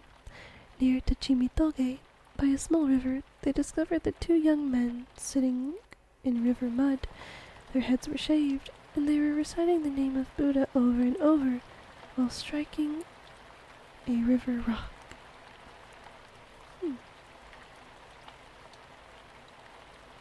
Interesting.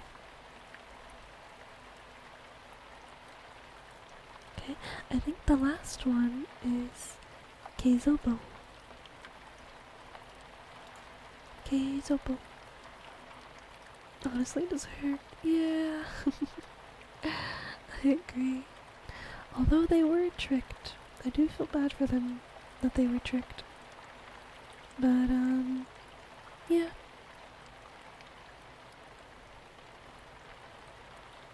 Still deserved, I think, unfortunately. This one looks really cool. It's like mostly human body, and then the head and the tail are fox. That's cool. Okay. Keizobo. There is no translation because that is his name.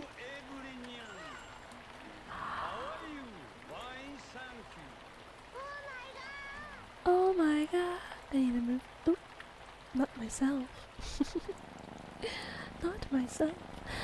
But hello, hello. Welcome in, raiders. Catch up the bear. Hello, hello. Catch up raid. Catch up raid.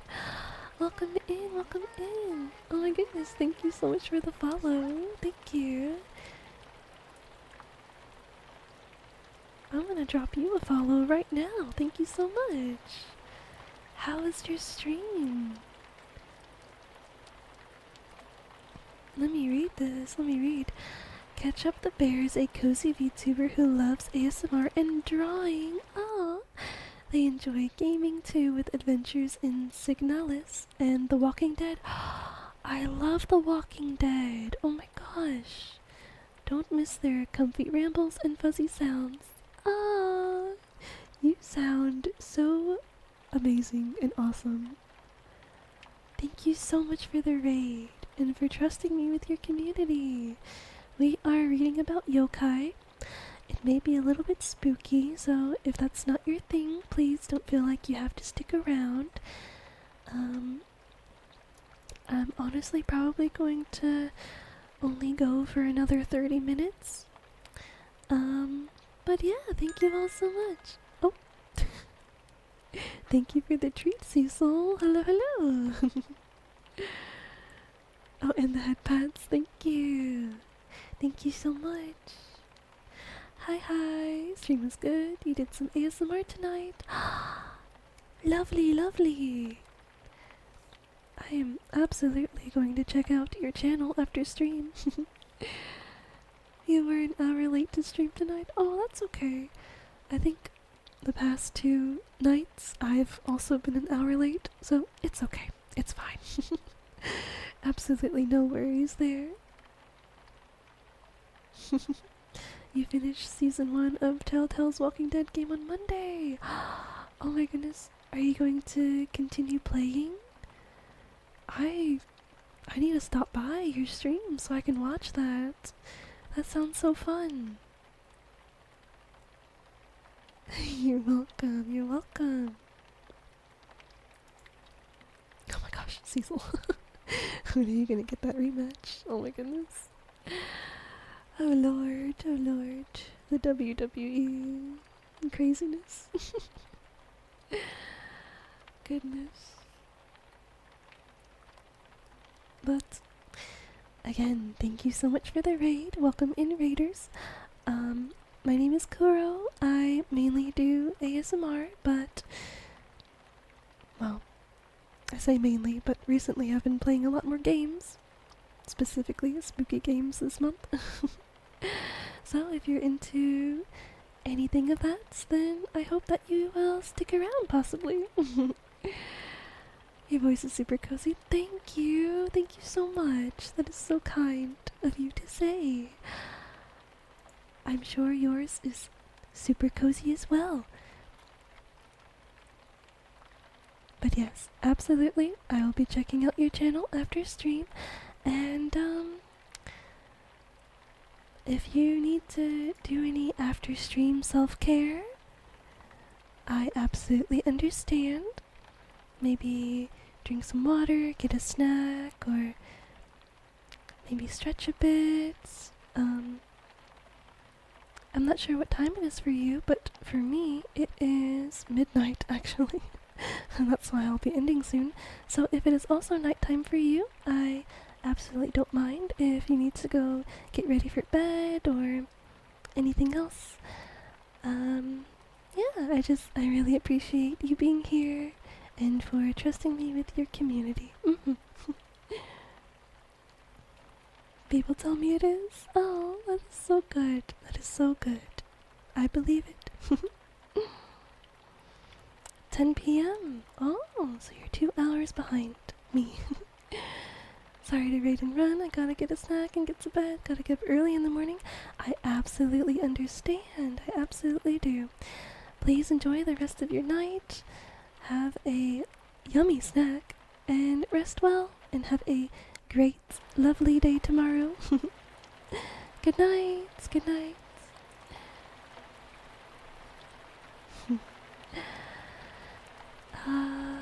Right now, we are reading about Keizobo. This is one of the 5, where did it go? One of the 5 famous kitsune from Tottori Prefecture. These ones being the other famous ones. Let's see, let's read about Keizobo. Translation none. This is his name. Alternate names are Kyozobo or Hikyaku Kitsune, which means postman fox. Appearance. Keizobo is a famous kitsune from Tottori Prefecture. He served Lord Ikeda Mitsunaka of Tottori Castle during the 17th century. He is most famous for his skill at transforming into a young samurai and running messages from Tottori Castle to Edo. He could make the journey in a record-breaking 3 days. He was beloved by his lord for his talent and dedicated service. KK lovelies, I'm heading to bed. Have a great rest of stream and good night. Good night, Lime. Good night, good night. Thank you so much for hanging out with us. And yeah, I hope you have a great day tomorrow. Ooh, a wild Litwick appears.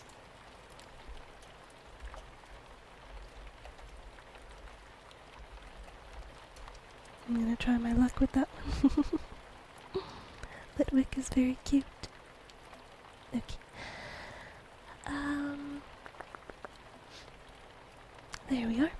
Keizobo is the husband of the famous Kitsune Otonjoro and one of the famous Inaba 5 Kitsune. Legends. One day, Keizobo was sent by his lord to Edo with an important message. On the way, he approached a small village where he encountered a rich and delicious aroma wafting up from the side of the road. Looking over, he saw a farmer placing fried mice into traps. Keizobo transformed himself to a young samurai and asked the farmer what he was doing. The farmer replied he was setting traps for a fox who had been destroying his fields. Keizobo continued on his way. Keizobo delivered his message in Edo. On his way back to Tottori, he happened to pass through the same village as he did before. Once again, the smell of delicious fried mice hit his nose. Even though Keizobo knew it was a trap, the smell was too enticing to resist. He moved as quickly as he could to snatch the fried mouse of the trap, but poor Keizobo was not fast enough. The trap caught him, and he died. Oh goodness, goodness gracious. Lord Ikeda heard that Keizobo had died. He was filled with sadness. He had a shrine built on the side of the mountain near his castle. Keizobo's spirit was enshrined there as a guardian deity. His Nakazaka Inari shrine still stands in Tottori City today. Whoa, that's cool. That's really cool. I wonder if we can see that really quickly. 1 second. Hide that for just a second. Well, we look for this picture of the shrine, because that is so cool.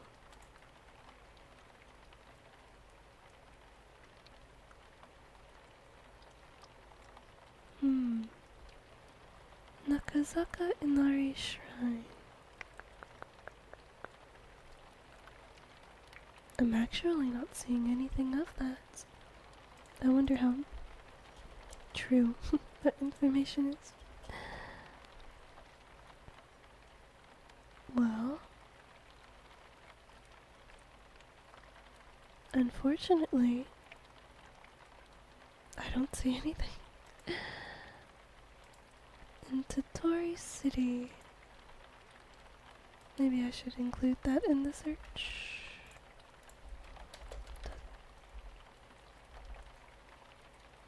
Tottori City.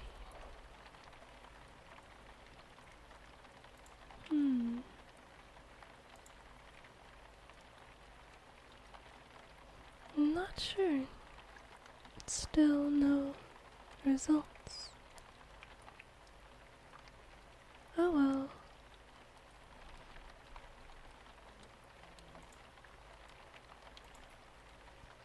How sad, but it's okay. Alright. Oh, let me unhide my screen. Well, that was interesting. The 5 Inaba Kitsune. They're cool. Unfortunately, this one died. sad. But,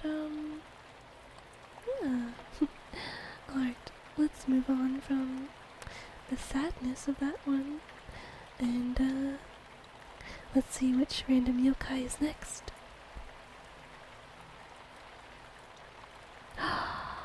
Tamamo no Mei! I love Tamamo no Mei. She's the nine-tailed fox. Oh, I love her. God, her story is so long. That's fine, that's fine. But yeah, she's one of my favorites. That's so cool. Okay, I'm excited to read about her.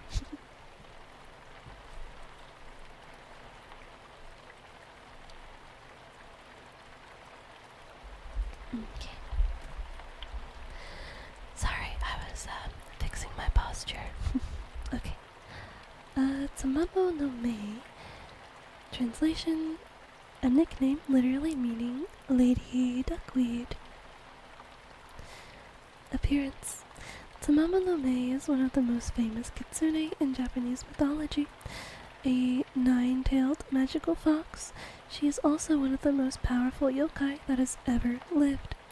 Her magical abilities were matched only by her trickiness and lust for power. Tamamo no Mei lived during the Heian period, and though she may not have succeeded in her plan to kill the emperor and take his place, her actions destabilized the country and led it towards one of the most important civil wars in Japanese history.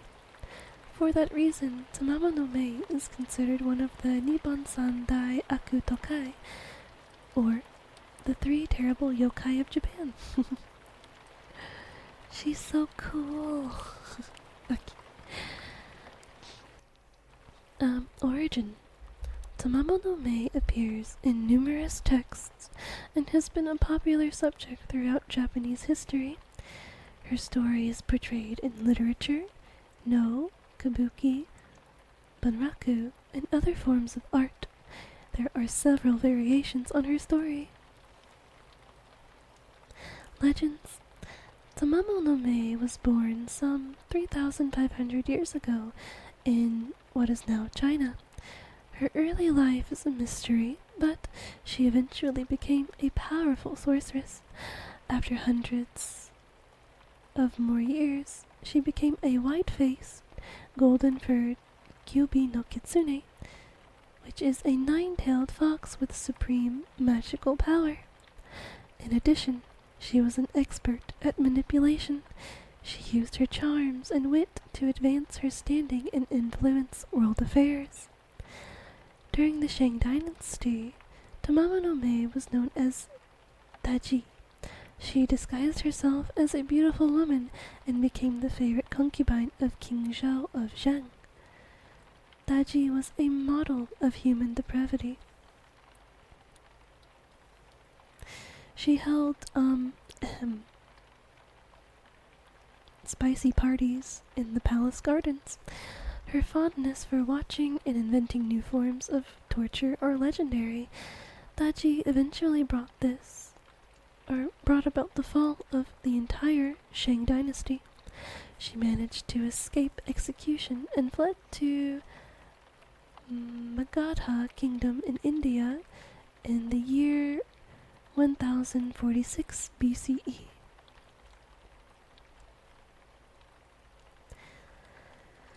In Magadha, she was known as Lady Keio and became a consort of King Kalmashapada, known in Japan as Hanzoku. She used her beauty and charms to dominate the king, causing him to devour children, murder priests, and commit other unspeakable horrors. Eventually, whether because she ran out of children to eat or because Kalmashapada began to turn away from her and towards Buddhism, she fled back to China. During the Zhou dynasty, she called herself Baoxi and was known as one of the most desirable women in all of China. In 779 BCE, she became a concubine of King Yu. Not satisfied as just a mistress, she manipulated the king into disposing his wife, Queen Shen, and making Baoxi his new queen. Though she was beautiful, Baoxi rarely ever smiled. In order to please his beautiful new wife, King Yu committed acts of such evil and atrocity that eventually all of his nobles abandoned and betrayed him. Eventually, King Yu was killed and Baoxi captured, and the Western Zhou dynasty was brought to an end in 771 BCE. Somehow, Baoxi managed to escape again. She went into hiding for many years. Little is known of her activities until the 700s, when she resurfaced disguised as a 16-year-old girl named Wakamo. She tricked the leaders of the 10th Japanese envoy to the Tang dynasty, Kibi no Makibi, Abe no Nakamaro, and Ganjin, as they were preparing to return home to Japan. Wakamo joined their crew and took the ship to Japan, where she hid herself away for over 300 years. In the 1090s, she resurfaced once again. This time she transformed herself into a human baby and hid by the side of the road. A married couple found the baby and rescued it, taking her in as their daughter and naming her Mikuzume. She proved to be an exceedingly intelligent and talented young girl, and was so beautiful that she attracted the attention of everyone around her. When she was 7 years old, Mikuzume recited poetry before the emperor. His imperial majesty immediately took a liking to her and employed her as a servant in his court.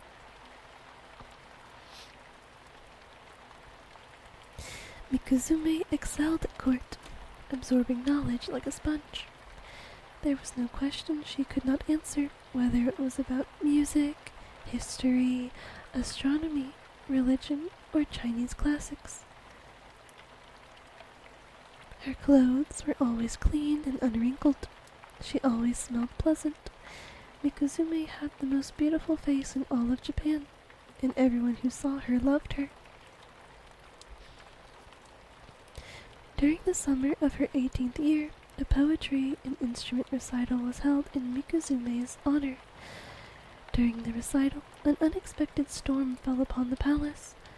All of the candles in the recital room were snuffed, leaving the participants in the dark.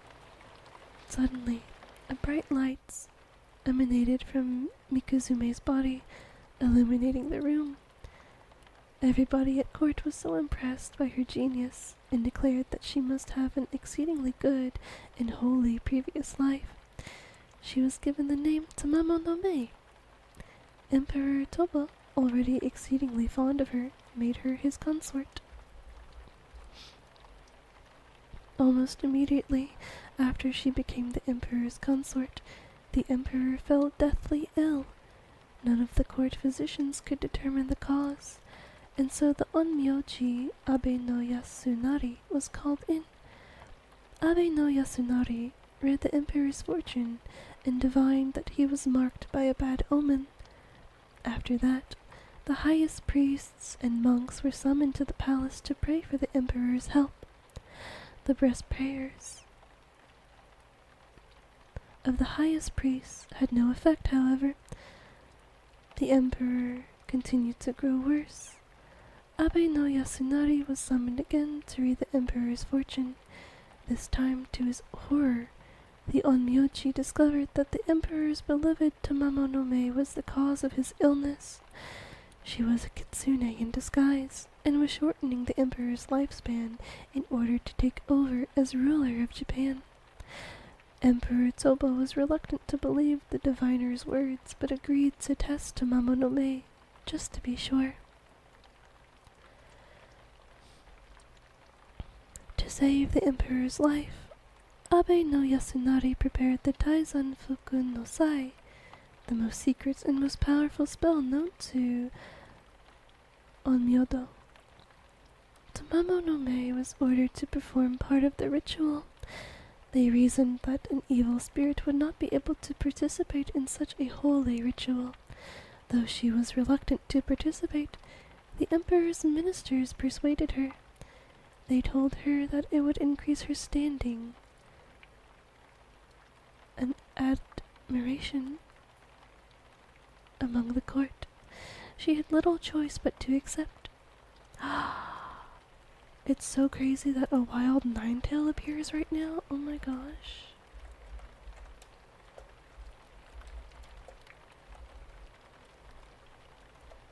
Excuse me while I attempt to catch it. That's so funny. We're literally reading about the nine-tailed fox. And here comes a wild nine-tails. That is so... Oh my gosh, I love it. I love it. Okay.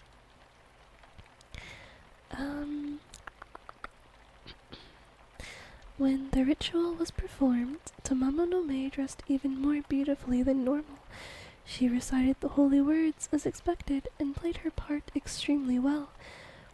But just as she prepared to wave the ceremonial staff, she vanished. Abe no Yasunari's divination was confirmed. The court flew into an uproar.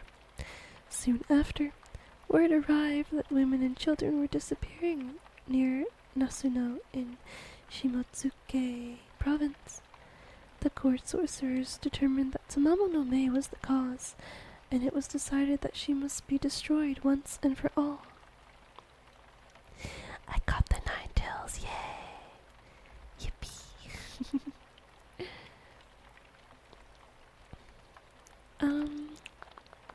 The emperor summoned the best warriors in all of the land, and then charged the most superb of them all, Kazusanosuke and Miuranosuke, to find Tamamo no Mei. The warriors gladly accepted the honor.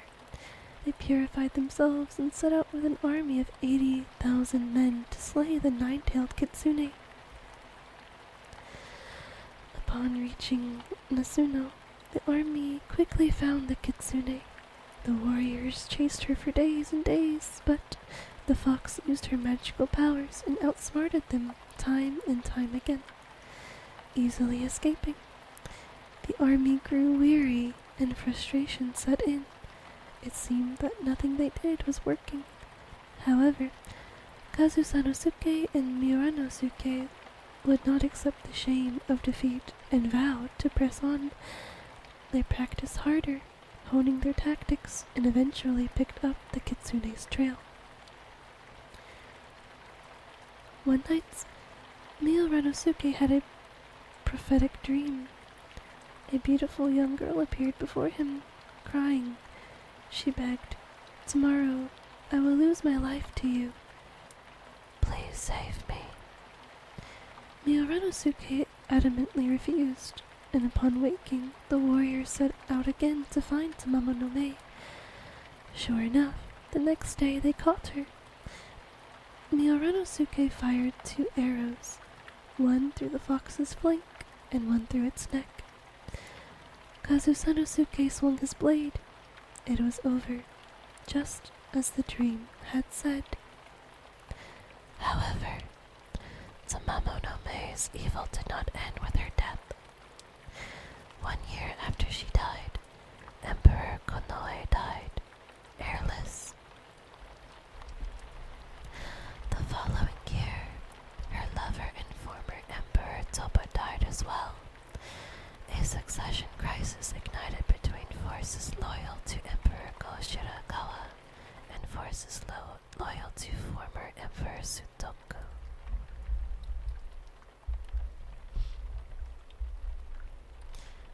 This crisis started the Fujiwara-Minamoto rivalry that led to the Genpei War, the end of the Heian period, and the rise of the first shoguns.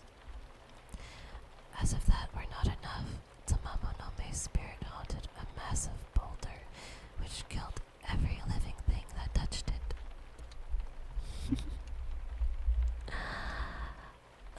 Tamamo no Me. I love your story. Your story is so good. But, yeah. I'm so happy I got to read about her again. Okay. It's 12:27. I think I'll read one more. One more yokai. Random. Itachi. Itachi. Oh, it's cute. Isn't there an anime character from, I think, Naruto named Itachi? But yes, this is gonna be the last one we read, and then, I'll have to find somebody to raid. Alright, Itachi. The name translates to weasel. Alternate names. It's often referred to as ten, which is the Japanese marten. Habitat found all across Japan, particularly in mountainous areas. Diet is carnivorous, feeds on small wild animals. Appearance. Like birds and spiders, many other animals develop into yokai when they reach a certain age. Japanese weasels, known as Itachi, are disconcerting animals. They bring ill omens, and people fear their particular brand of magic. Like most animals turned yokai, they possess shape-shifting abilities in addition to a number of supernatural powers. Interactions. Itachi are tricksters and pranksters, but generally shy away from interaction with humans. As a result, they are mistrusted and disliked. Itachi calls are also considered to be ill omens. After the yelping cries of a group of Itachi are heard, misfortune and despair always follows. Though Itachi can transform, they prefer to use other kinds of magic, usually with unfortunate results for their targets. When an Itachi is seen standing on its hind legs, it is said to be bewitching a human, perhaps hypnotizing them into leaving out food or performing some other task for the weasel's benefit. Itachi are dangerous in groups. They gather together at night, climb onto each other's shoulders, and create huge columns of fire which erupt into whirlwinds. These are frequently blamed for starting conflagrations which can burn down entire towns. Origin. In the old days, weasels were believed to transform into ten, or martens, or mujina, which are badgers or tanuki depending on the region, after reaching an old age. Additionally, the names Ten and Itachi were often used interchangeably. As a result, there is confusion over which animal is being referred to in many stories. Other forms. Itachi are often considered to be the most skilled, shape-shifting animals, possessing more forms than other shape-changers. An old phrase about animal yokai goes, Kitsune nanabake, tanuki hachibake, tenkubake. Foxes 7 forms, tanuki 8 forms, martens, specifically Itachi, 9 forms. When an Itachi changes its shape, it usually adopts the form of a young priest boy dressed in clothes that are too big for him. This form is used chiefly to acquire alcohol, which the weasels cannot brew. Itachi also frequently adopt the forms of other yokai in order to scare humans. One of their favorites is the Onyudo, which is a colossal, bald-headed giant who terrorizes terrorizes villages, destroys houses, devours livestock, and even eats people. Wow, Itachi. They're so cute though. I think they're adorable, but very mischievous. But I've seen worse. I've seen much worse yokai that are so dangerous. Alright. Well, that is going to be all from me. Let me see who we can raid. If anyone would like to leave a raid suggestion, please do go ahead.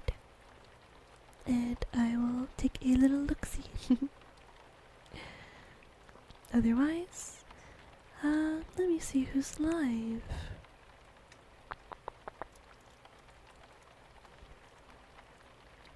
Okay.